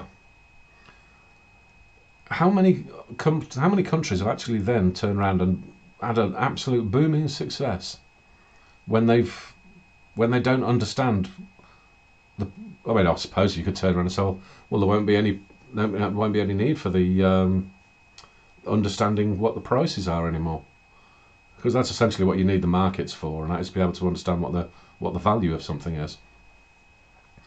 But once all that has been removed, the only thing that has ever happened is that they don't understand the allocation of resources. That's what happens in those scenarios. So you get a decrease in innovation, you get misappropriation of resources, you'll end up creating a huge pile of waste, and then at the end of it a big pile of nothing that you can't depend on anymore. And essentially what you end up with, once you go through this cycle and repeat, what you end up with is starvation and everything falling to pieces. That's what happens. So outside of what they're doing, if you look at China before Kissinger stepped in and decided to help them set up financially using American money and so forth. Once they'd set up that system, go before that. What happened to China then? Have a look at the Great Leap Forward. And I find it really quite telling in that the terminology is the Great Reset, following on from the Great Leap Forward. Check and see how many people died from that one. When people turn around and think, well, my God, when you look at the stuff that the people in China eat, I mean, it's as if they will literally eat anything. And say, for example, like the wet markets that people become more familiar with. When you see the types of things that the people in China eat, where do you think those habits came from? When you've literally got nothing, when you've misappropriated all of the resources and everything has fallen to shit, and there is no food, nothing's working, you're literally living in an absolute bloody hellhole, you'll eat anything. And they did. And they did it for such a long time that's why you end up with the kind of food that they call food, that we don't. That's why you ended up with those scenarios. They literally have had to eat anything, on occasion including each other. So there needs to be an awful lot of understanding as to what this kind of system. You've got the bullshit rhetoric. You've always got the bullshit rhetoric around these types of ideologies, and then you've got the reality. And these people have no sense of reality.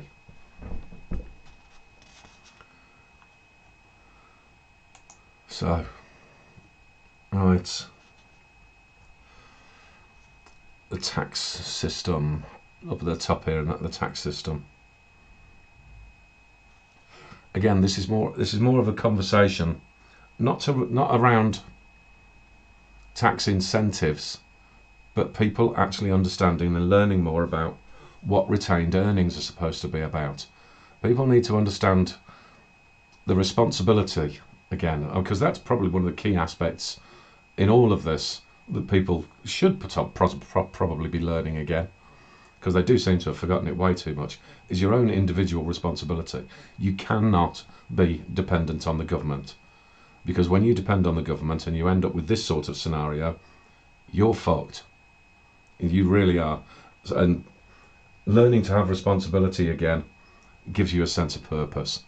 And if you've got that individual responsibility, if you actually know what you're doing, or learn again to understand what it is that you're supposed to be doing, if you've got your retained earnings, you don't need their poxy tax breaks. You don't need anything from them. If anything, what you need to do, and that is understand how you do double accounting and anything else, and that's be able to not give them your money.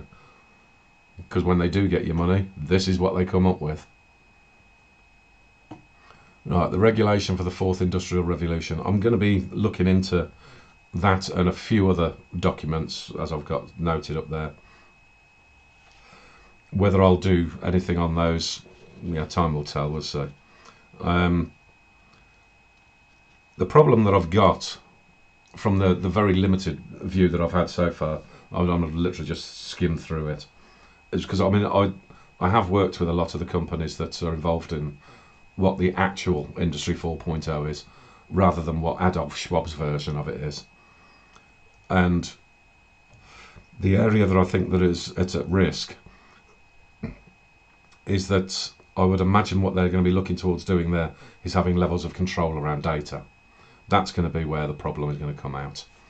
It shouldn't be this industry 4.0. Unfortunately, it's going to be one of these things that where the name has been hijacked to such an extent that the real solutions are going to have to rename and just take it away from them, because they're just going to balls this up. Then we've got another part down here, and that another group of people that I know at the Centre for Connected and Autonomous Vehicles. I mean, it literally is a pipe dream. It really is a pipe dream. There was a guy that I was connected to on LinkedIn, and I can't remember for the life of me what his name was, but he was somebody that had argued in considerably more detail than I ever would, precisely as to why they were doing everything wrong. And one of the key problems that they do have is the fact that the kind of like the live testing, actually sticking these vehicles out on the road. I mean, I suppose the closest you can see to it is if you've ever seen any of these the pictures of the crashes and that in these Teslas when they've been put on autonomous mode. And these vehicles they're just not made for this sort of thing. They can't. Well, technically that's the entire purpose of them, that they are made for this, but they're not capable of it. There are so many anomalies that these people, they are literally decades away from being able to get through the various levels, which I can't remember offhand. There's something like 5 levels of autonomy. They keep constantly coming up with the latest organisation that is spewing the next load of bullshit to say that they're amazing and they've managed to solve this, that and the other, and they all end up in the same boat, that they will put it out on a road and they'll come across something. Oh, well, we didn't know that was going to happen. Oh, well, we can't quite manage to be able to solve that particular issue. The only way they're going to end up having an autonomous vehicle is if it's literally built like a Scalextric set, where it's, you sort of wind up the car, and you've got some sort of oh Christ, I can't remember my terminology. I've not done this for a while. There's a particular element or something, I can't remember what it's called. Basically, like I say, like a Scalextric set, where it can touch the electricity going through. I really can't remember my technical words. Anyway, you've got electricity running through the road. It has to come into contact with it.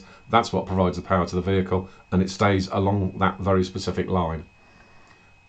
I should have researched a little bit more back to what I was doing previously. But anyway, I think you know what I mean. It is like a Scalextric set. It has to be in contact with it, and it can't veer off in any way, shape or form. That's the only way they will be able to realistically be able to do something like this. It just will not work with these vehicles being in the same vicinity as a manual driver. It won't work. They'll end up smacking the hell out of each other each and every time. So when they're running these live tests and being out on the road, and it literally is a case of, one of the things that I did do, something like about 4 years ago, I think it was now, and I was having some conversations with one of the chief executives of these companies, and I basically suggested that all of their testing should be done outside of their children's school. If they're that confident, anything that these people do it outside your own children's school. Then you'll get to find out how confident they really are. So yeah, obviously that with those sorts of people, that weren't very popular. Shock. Proportionate controls around access to controlled drugs.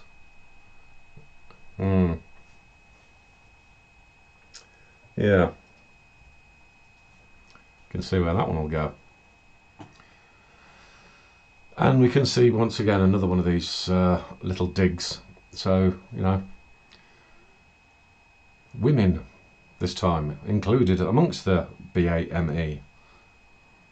So, just piss off those whitey men. Keep digging, keep prodding. I'm sure you'll get them to do your dirty work one day, because that's essentially what we're talking about. Right, the next one. Christ, still got a couple of pages worth here. I told you it was a long one. Right, the next part.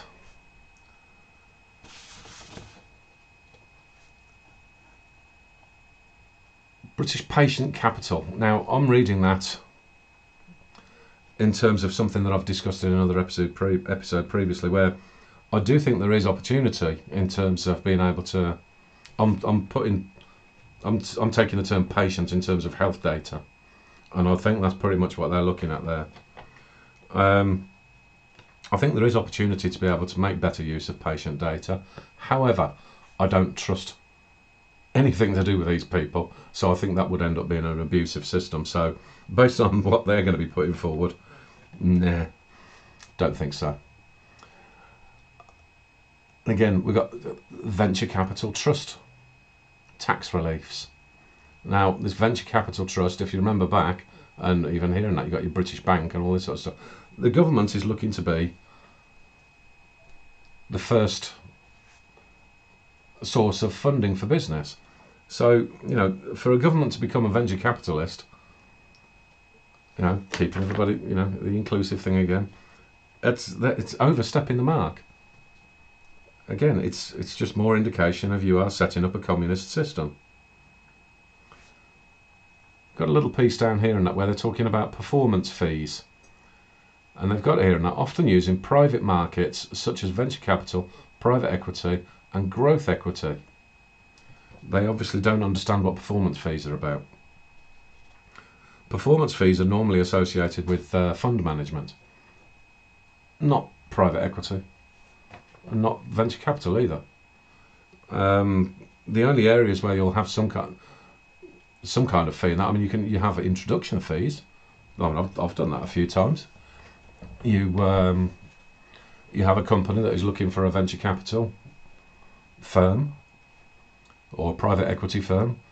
You do the introduction. You make sure that everything that they've got put in place, and that, you know, make sure that their pitch deck is done correctly. You make sure they've got a proper business plan behind it. You make sure they understand what their business is, so they can present it confidently. And you know that also in that it does actually have potential and it does actually meet the needs of what the private equity side are actually looking to be able to finance. And if they manage to raise an amount of money, then you will charge a commission, an introduction rate or commission, whichever way you want to put it. Usually it's anywhere between a low end and that you're looking at 0.25%, anywhere up to 5%. It depends on what kind of model it is that you're dealing with. But you don't charge performance fees. I mean, that's just idiotic.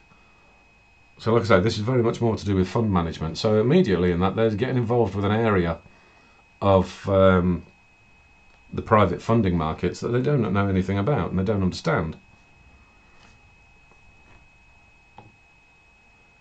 Right. The pension funds.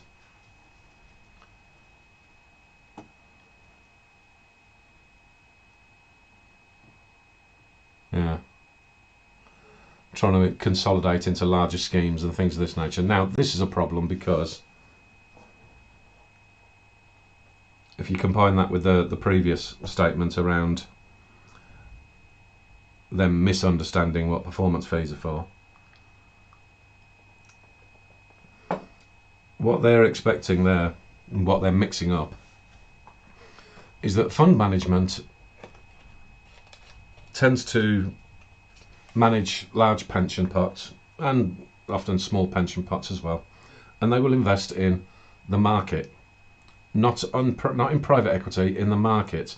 So what that means is that they'll go to the stock market and it'll be the companies that have actually got shares for sale, you know, the buy and sell of the shares, the people that have invested into IPOs, your initial public offerings and things of that nature, where you generally tend to find that once you've, not always, and it's not guaranteed, so I'm not going to giving this as advice, but you've got your initial purchase price, and then what you'll tend to find, it tends to be quite popular within a very short period of time.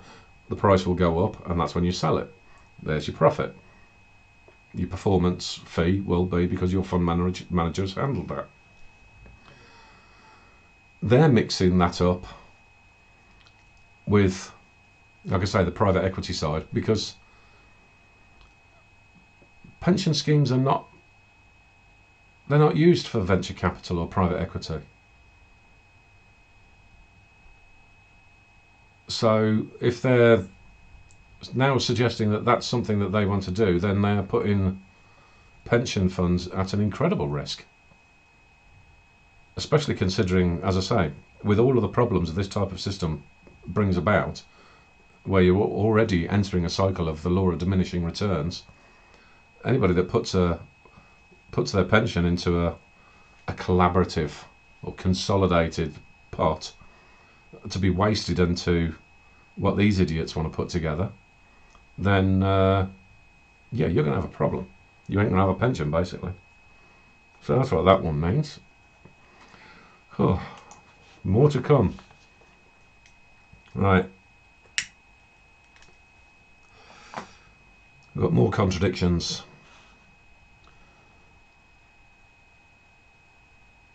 And the main thing here, and that is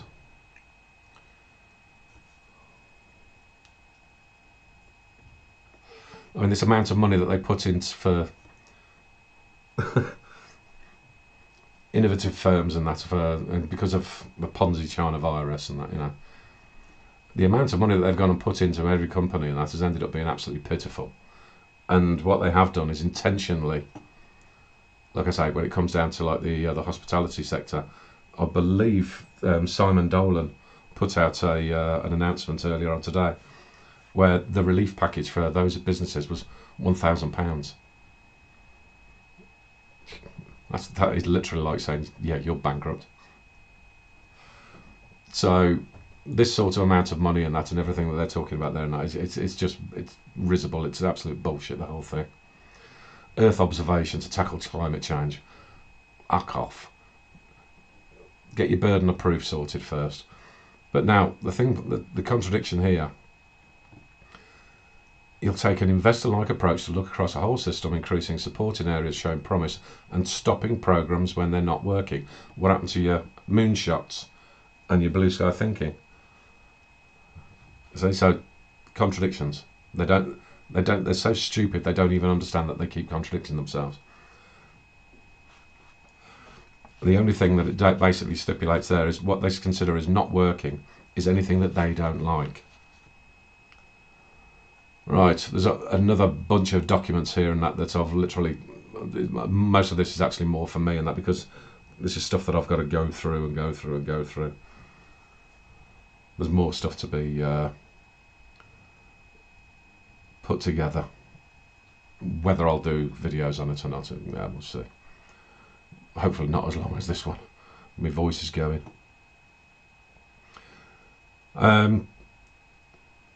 There are going to be areas that medical programs, medicines fund, and all this sort of stuff, and that. And again, it just smacks to me of more of this bullshit about the next guinea pig program for the next lot to be injected with something that they haven't got a clue what it is or what it's going to result in.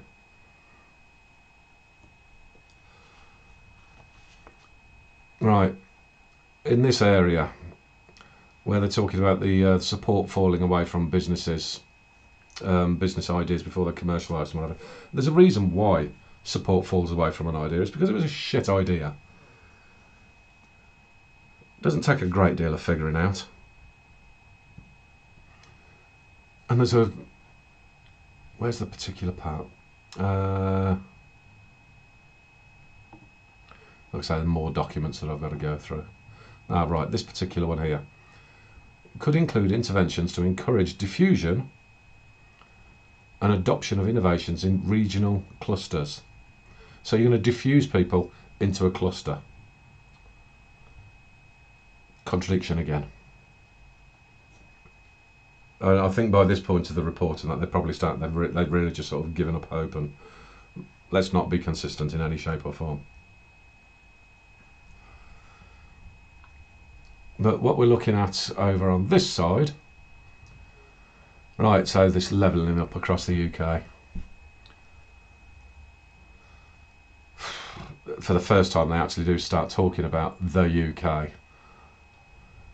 But the problem that they've got here is if you put these together, Right, so the more areas of the UK, enable places across the UK, recovery and long-term, blah, blah, regional inequalities, greater focus on place outcomes.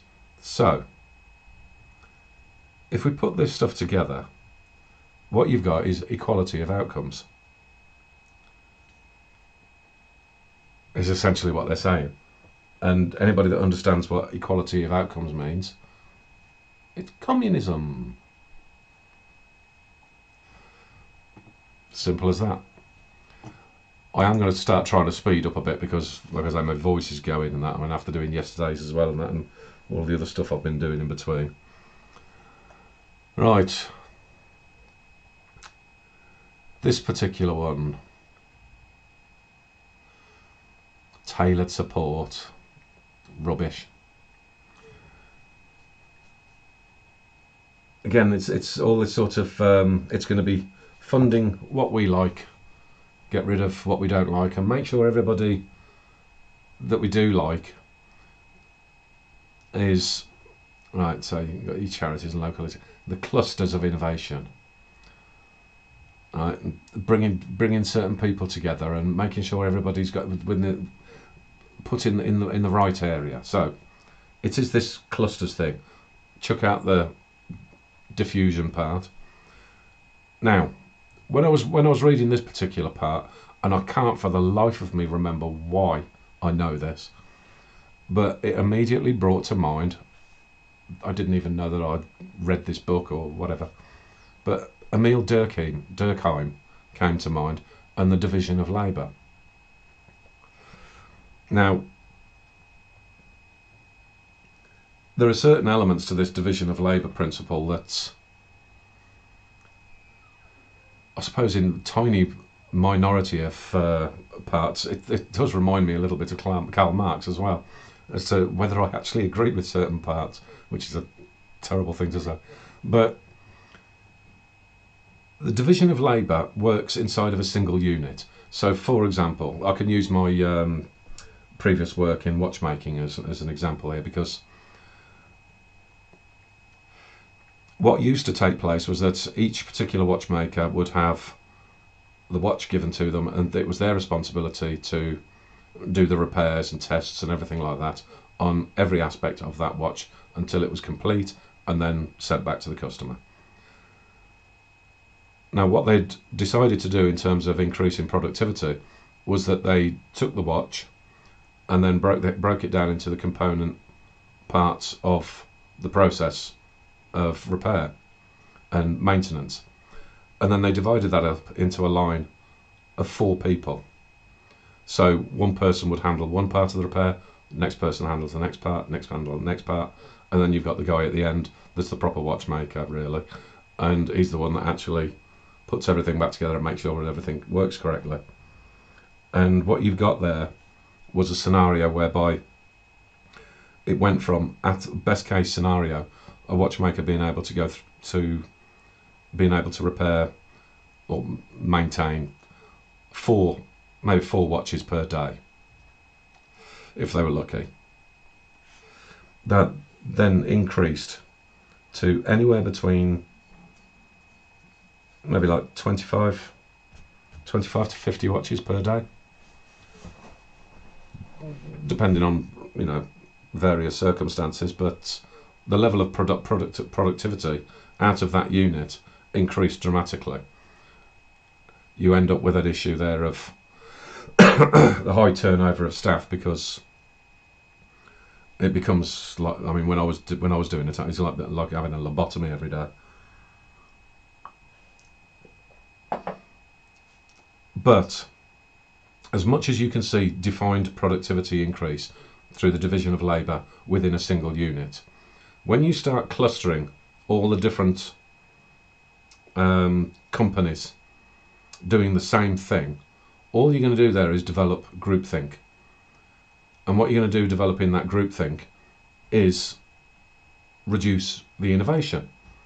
People are going to actually stop thinking of how they can do things better. It doesn't work in the way that they hope that it'll work. And I mean, it has been, all these things have been tried before, which is why you've got this bloody book that was written in was it 1893 or something like that, if I remember rightly, around that time frame. So I mean, this isn't a new conversation, and but then neither is communism. So I mean, once again, it's this having forgotten everything that they learnt yesterday, starting again as though this is some sort of great idea that has already proven to be a big bloody mistake 100 years ago. And it's staggering how stupid these people are. And like I say, I mean, but these are the strategies, these are the plans. This is what your Great Reset's going to look like. It's idiotic. Right. Right, so what we're ending up with here, and that is all data. So essentially what that means is Big Brother is going to be watching you. That's pretty much what you can boil that one down to. And then you've got your areas here, and that's in terms of your the international research and tackling the global challenges. And obviously I couldn't resist, because if we go back to the stuff around how they are going to be working with Chinese universities and so forth, I couldn't resist putting it in there as how well that worked out for them. I mean, yeah, they've all worked together, and that's in financing the laboratory in China that then produced that, which has a 0.2% risk at worst, and that everybody's now got to be all panicked about, and the new normal has all got to be based around. So, I mean, I suppose for morons, it's worked out absolutely wonderful. But in reality, what we're talking about here is an absolute farce that has demonstrated it doesn't work. So,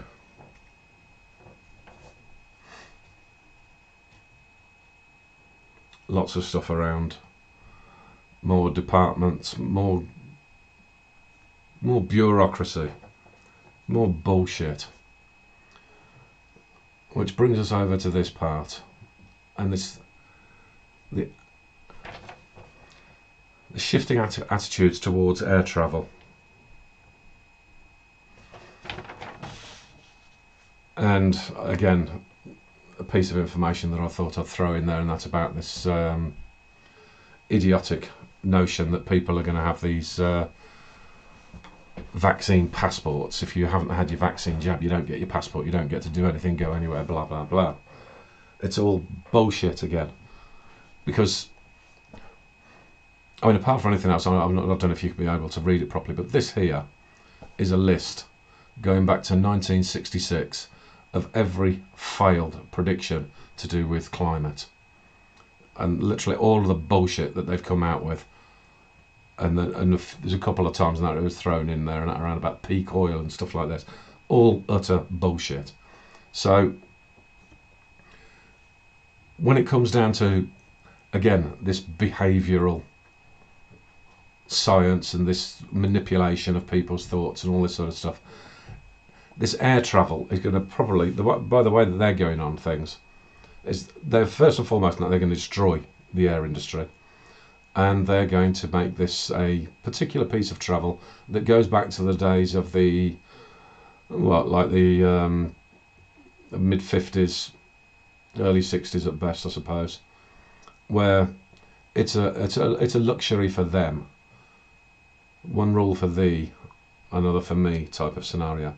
And the one thing that this did bring to mind for me as well is it does really lend towards explaining as to why the UK government has put £400 million into creating a new airport out at St Helena, an island that has a GDP of 39 million.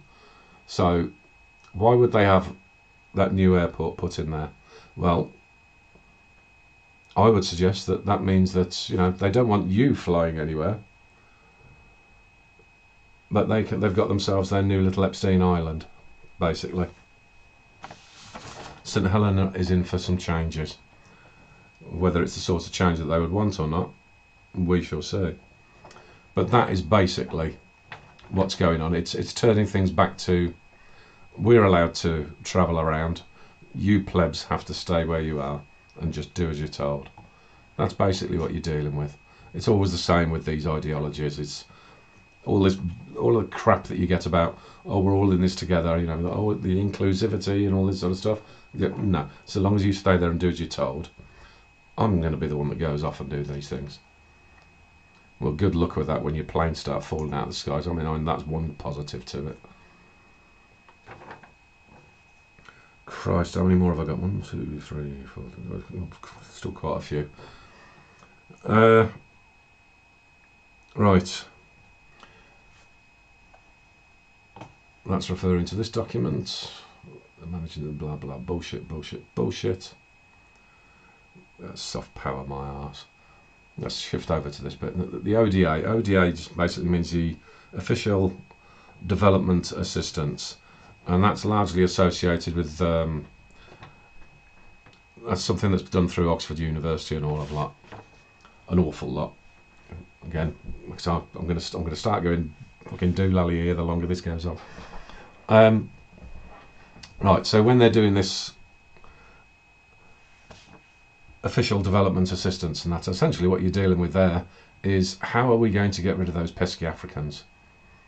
That's basically when you boil it down, because all of the programs and all of the different things that they've been doing up until now has not been about treating the African nations, especially the African nations, not only, but especially those nations, not treating them very well at all. Have a look at the stuff that WWF have done. I've mentioned it previously. Conservation Centre, my arse. I'm also really, I mean, this one probably a little bit of a pet hate of mine. The word agile, I hate it in this way, because the term agile came about through an evolvement again of a particular subsection of project management, and essentially the original terminology there, and that was called downsizing. So you were being agile in terms of, right, we've got a problem, we need to start sacking people now. That's what it was associated with. I mean, I know lots of people turn around now and that they try to pretend to say, well, oh, you're agile, that means that you're able to respond quicker, you've got your contingency plans in place and all this. Yeah, fuck off. You want to get rid of something. So when they're putting agile in the ODA, Africa beware. Again. Right. This side of things. And here we go. In terms of, you remember when I said about who they're going to be working with and the like-minded countries and so forth. So basically, yeah, they're going to be dealing with China. That's essentially what we're talking about again.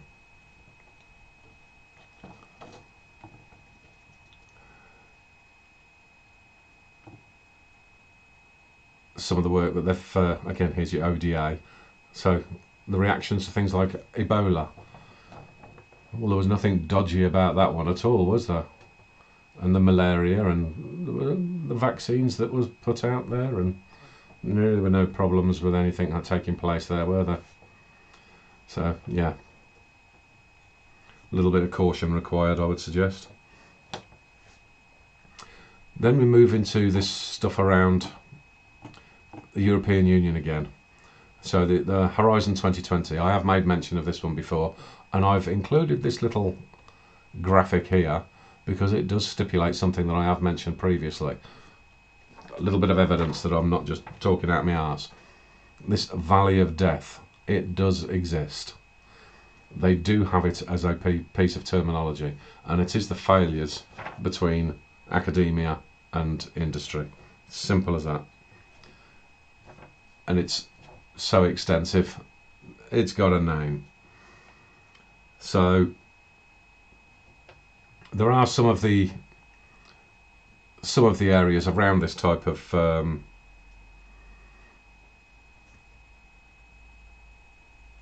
organisation that I'll be going into a little bit later on. Fairly similar to up here, where we've got the relationship support at 100 Science and Innovation Network offices. I'm going to be concentrating on some very specific areas to that, which does have the wider picture around, and this is going to be taking place in part 3. So essentially what you've got here, pay attention to this, anybody that voted to leave the European Union, because what they're admitting to is that it really doesn't matter whether they make some sort of bullshit announcement to say, yes, the UK has now left the European Union. Insofar as Horizon 2020 and these types of areas, no, they haven't, and they're not going to.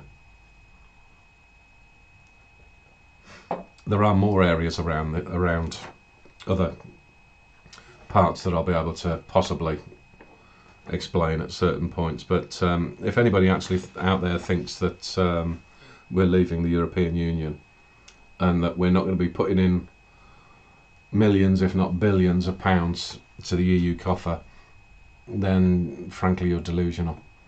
It's not going to happen. They'll tell you that it's happened, but in reality, no, it's business as usual.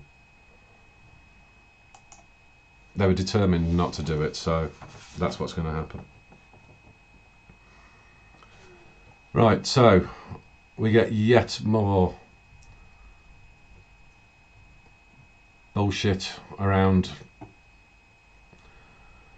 the EU and this crap that we've got, and that with our presidency in the G7 in 2021, and oh, we're going to do the COP26. So more climate bullshit.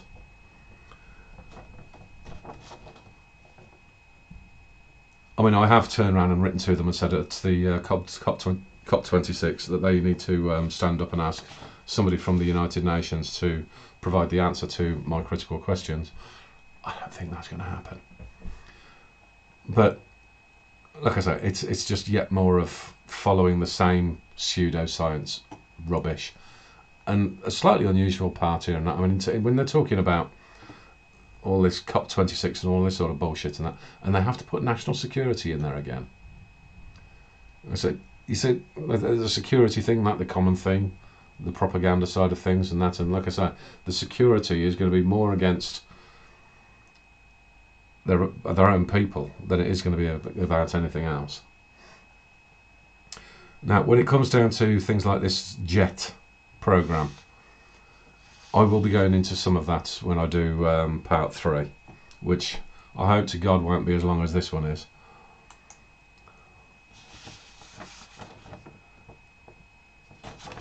Right, so this is an indication of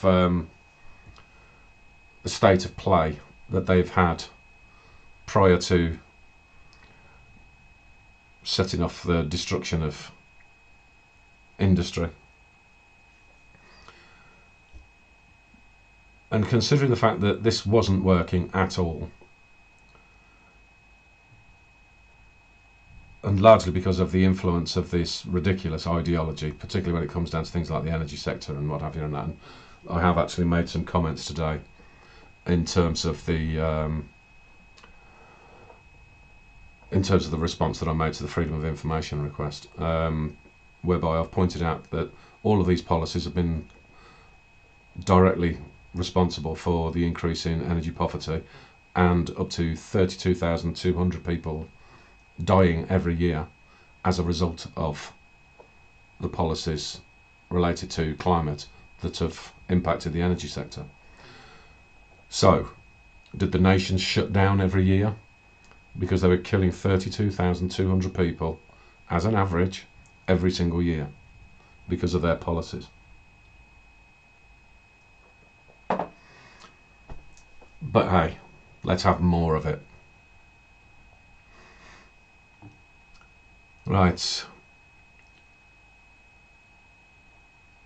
Having all of this sort of stuff and that put together and become national assets.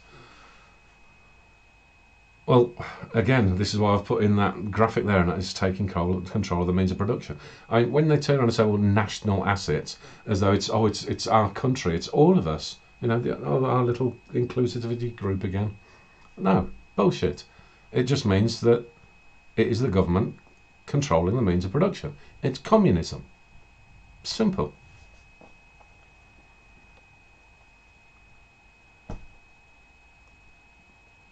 Reducing the barriers to campuses and clusters. I mean, again, yeah, if you want to remove any level of innovation, if you want to develop groupthink, which you obviously do, and the cutting financial red tape, like I said, it's like you're starting to move into the commonality of thing. The cutting of red tape is basically predetermined. We know who's getting the money anyway. Right, so the healthy R&D systems, my arse.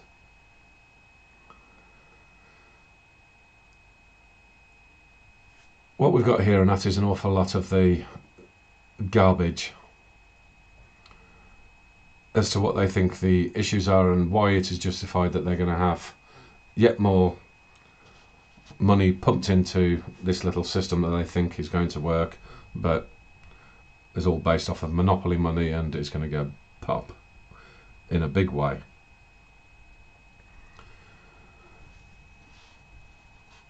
Here I've put in the Great Barrington Declaration that I'd mentioned yesterday, and I think I referred to as well earlier as well. Like I say, this is where they're the ones that operating outside of this idiotic nonsense. They're the ones that have actually come up with the science, whereas all of these morons, all of this side of bullshit, have been doing all they can to suppress actual science. So in terms of showing up this system and the prime demonstration, which has been SAGE, literally it can only come out with just such utter garbage that nobody understands and makes no sense whatsoever, and has quite clearly got no level of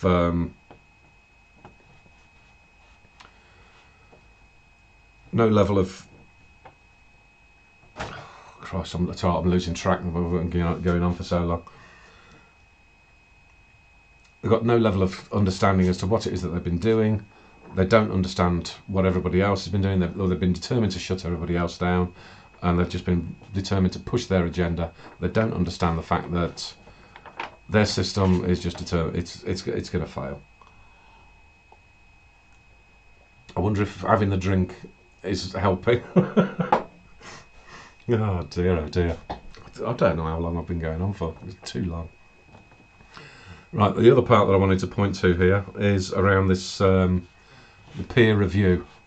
So up here, modern methods of peer review and evaluation. Right, I have got a link in the description here, and that to a webinar that I watched from the Global Warming Policy Foundation, and there was a couple of people on there and that let loose as to precisely what they thought of the peer review system, and they were quite accurate in their assessment, in so much as that the peer review system is literally a case of, again, we're the little group, we get to say what goes.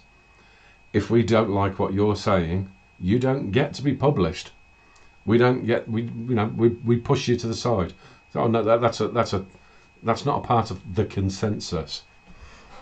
So the peer review system is shot to shit, basically. It's not worth it anymore. There is no peer system. It is literally a barrier system, a barrier to actual opinions, real science, and proper innovation.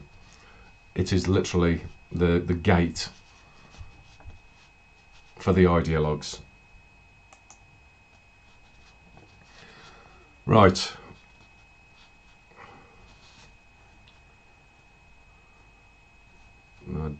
Oh yes, I've got some notes.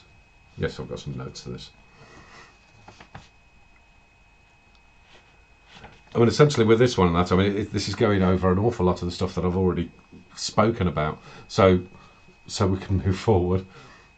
Take your moments and that to look at what I've highlighted here and that, because essentially what we're looking at here is a whole bunch of rhetoric again that just literally confirms what I've already said about the position of ideology, that this particular system that they're suggesting as their strategy is going to result in diminishing returns, and the whole thing is based on monopoly money. Things that, you know, a monetary system that no longer holds any tangible value.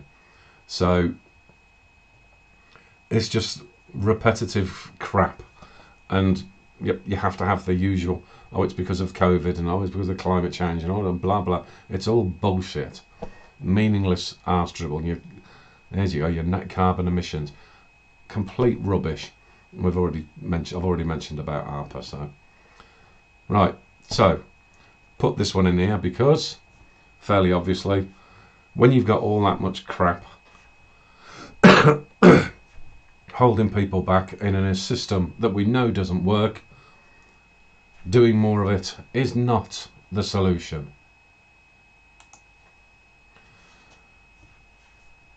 This one is thankfully I haven't got to go through too much here. It's just basically an indication. I mean, when I do turn around and say to people, do you understand how many tentacles there are in your own country? I mean, have a look in your own country and see what sort of map you can find. Most people in the UK have got absolutely no clue whatsoever how many of these little tentacles there are that are apparently responsible for all of the innovation that is, I mean, already in existence and clearly not doing anything of any value. So why the fuck they think having more of this is a brilliant piece of strategy that nobody's ever thought of before. It is the Great Reset, you fat cunt. What a fuck up. It's just, it's beyond moronic that these people would just constantly bring out this rubbish. Oh dear. I would say I was pissed, but I'm not. I'm just bloody tired of talking. I should have split this up into 2 parts on its own, shouldn't I? Anyway, I'm this far through, so I'm going to keep at it. There's only a couple more to go now, he said. Right. Key thing with this one, again, it's going to be one of these scenarios where you have a look at the parts that I've highlighted yourself. The bit that I'm picking up on as that can speed things along is that there's mention of somewhere, there we go, the 9 councils. Now, because most of the other stuff on that, I mean, it literally is just fucking repeating itself again and again and again. The 9 councils, that's what I'm going to be going into in part 3.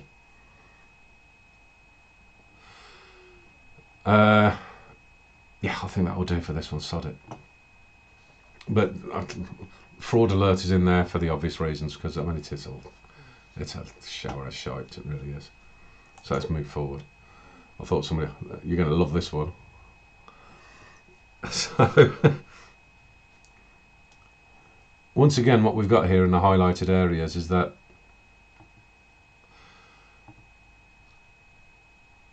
when you put this all together, you're talking about everything again controlling the means of production. Everything's going to be done through them. It's going to be done through all these different little tentacles that they've put together, either existing or to be created. And an awful lot of the problem that we're going to get there, and the reason why I chose that particular graphic, is because of all of the garbage that is coming through the universities. I mean, they've already turned into indoctrination camps, which is why you've ended up with the grunter there. And this literally is, this isn't a made-up picture. This is an actual person giving an actual lecture in an actual university where it has got on the board, all white people are racist. This is an actual representation. This is what these people do. This is part of this critical race theory that that Kemi Badenlock, I think her name was, that stood at the dispatch box and said there was illegal in this country, but then forgets the fact that the government are paying organisations to go out and do this shit. So universities at the moment, and that the way they are, and insofar as normal thinking people, universities are lost. That horse has bolted. That's got to be really severely clamped down on. So as far as their particular indoctrination camp is concerned, it's all guns blazing. So what you've got, like I say, is just double speak everywhere, bullshit everywhere. Yeah, repetition of the same old crap. Oh, thank God for that. The reason why I'm saying that is I recognise this slide. It's the last one. It's the last one. Right, the key part to this. The lessons learned. The lessons learned that we've got here, mate, is that the commies are coming. That's the lesson that we've learned. Okay? This is just, in terms of a strategy, it's absolutely mind-boggling that the three wise monkeys there is the ideal representation as to what we're dealing with. Because in terms of everything that we knew in the past, no, I don't want to hear about it, don't want to see it, so you're not allowed to talk about it because you're going to get banned or whatever. It literally is such an ideal pictorial representation of what we're dealing with here, because it's just absolute nonsense. And I also love the fact that they've turned around and said that we're going to be consulting, in particular down near the bottom there, where they turn around and saying we're going to be consulting with down here. You're going to be saying we'll consult with members of the public. The thing about this, no more pages, promise. The thing about this is that if you look down at the right at the bottom, this particular paper was put out as a consultation, opened on July the 1st and closed on August the 12th. How many people knew about that? So basically anybody that's, you got the contact address there. I mean, by all means, give it a go. And the reason why I've put that representation of do you want to delete all messages, that's what you're going to get. These people have got no intention, and it's the commonality of this, and it happens across the board. It's happened in something that I might as well tell you about, this particular part of it. Within my response today, I pointed out their method of how they have their so-called consultations. First and foremost, you've got the problem that MPs will stand up in Parliament talking about stuff that they know absolutely nothing about, pretending to be participating in something, and they will all get together and have a little vote on something that they've already determined beforehand anyway. It's all a show. But one of the areas in particular, when it comes down to all of the climate bullshit, is I noticed that there was a document that had been published on the government website in October, I think it was, that there was their consultation with the public around climate change. This had come about through what they had called a citizens' assembly. Now, the citizens' assembly I did actually watch, and I watched it live, and it contained one, oh, to hell with it, I mean, she just looked like a lesbian activist moron from Leeds University. I can't remember what her name is and that, but I mean, she's well known for just talking complete and utter shite. She was the chosen academic to stand up in front of these people and tell everybody that they're all going to die if they didn't listen. So that was really scientific. And then everything after that was, right, so now you've heard the science, now here's what we're going to do about it. And that was their citizens' assembly. That's what it was supposed to be all about. And it was a case of, right, so you've all got a piece of paper in front of you. Now, the questions are that you need to fill in. Do you want to die now? or a little bit later, or not at all. Really, that kind of complexity to it. And then they published this report, and that was them consulting with the public. Problem with that was, apart from the fact that it was fucking idiotic, and literally a case of, like I say, this is the way they do things. They'll present one point of view, no other point of view, and then you have to give the answers that they want to their one-sided point of view. So everything predetermined. Problem they've got was that this particular Citizens' Assembly was put together by Excrement Rebellion. Now, boy, that's a very, very big problem, is the fact that Excrement Rebellion have been listed as a terrorist organisation in the UK. So, what you've got there is the government showing collusion with a listed terrorist organisation. I need to answer some questions on that. So that's why I put that into the letter, and I asked them specifically about it. So that's how this sort of shit works. So, like I say, let's move beyond that. You see, now you know that this is the end, because that's whenever I bring up that slide, it means we're done. And this was part 2. I did warn you that it was going to be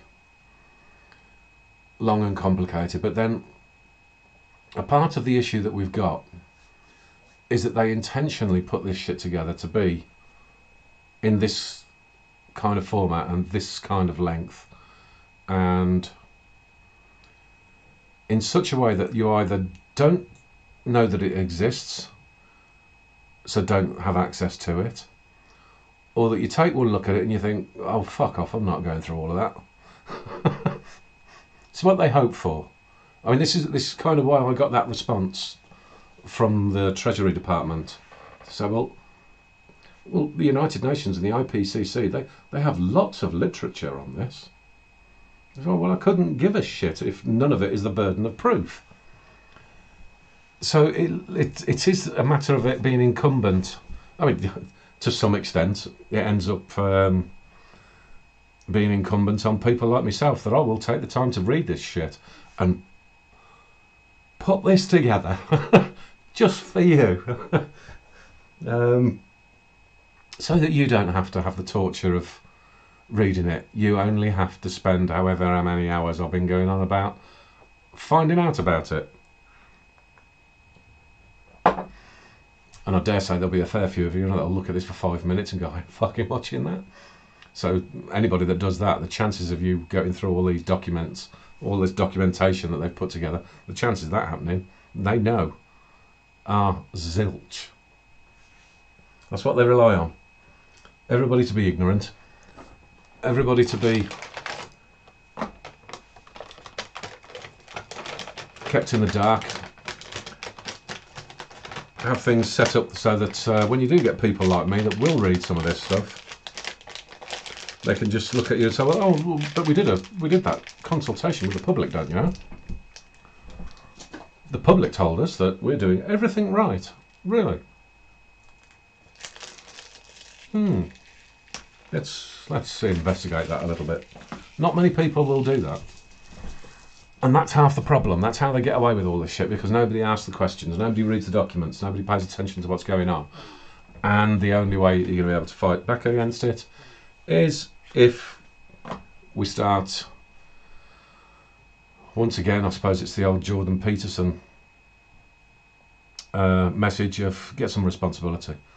You can only stop something if you know what the bloody hell it's all about, and if you know what's going on, and if you actually know how to read between the lines, know what's rhetoric, know what's propaganda, have some understanding of history as well, so that you can understand when somebody is suggesting a particular scenario in the new speak to make it seem like, oh, this is our latest amazing idea, because all that stuff that happened before, nothing remotely resembling what we're doing now. And we're doing it. We're going to do all of it so much better because we're so much more intelligent. Which is why you have to talk about a fucking Scotch egg, because you're so intelligent.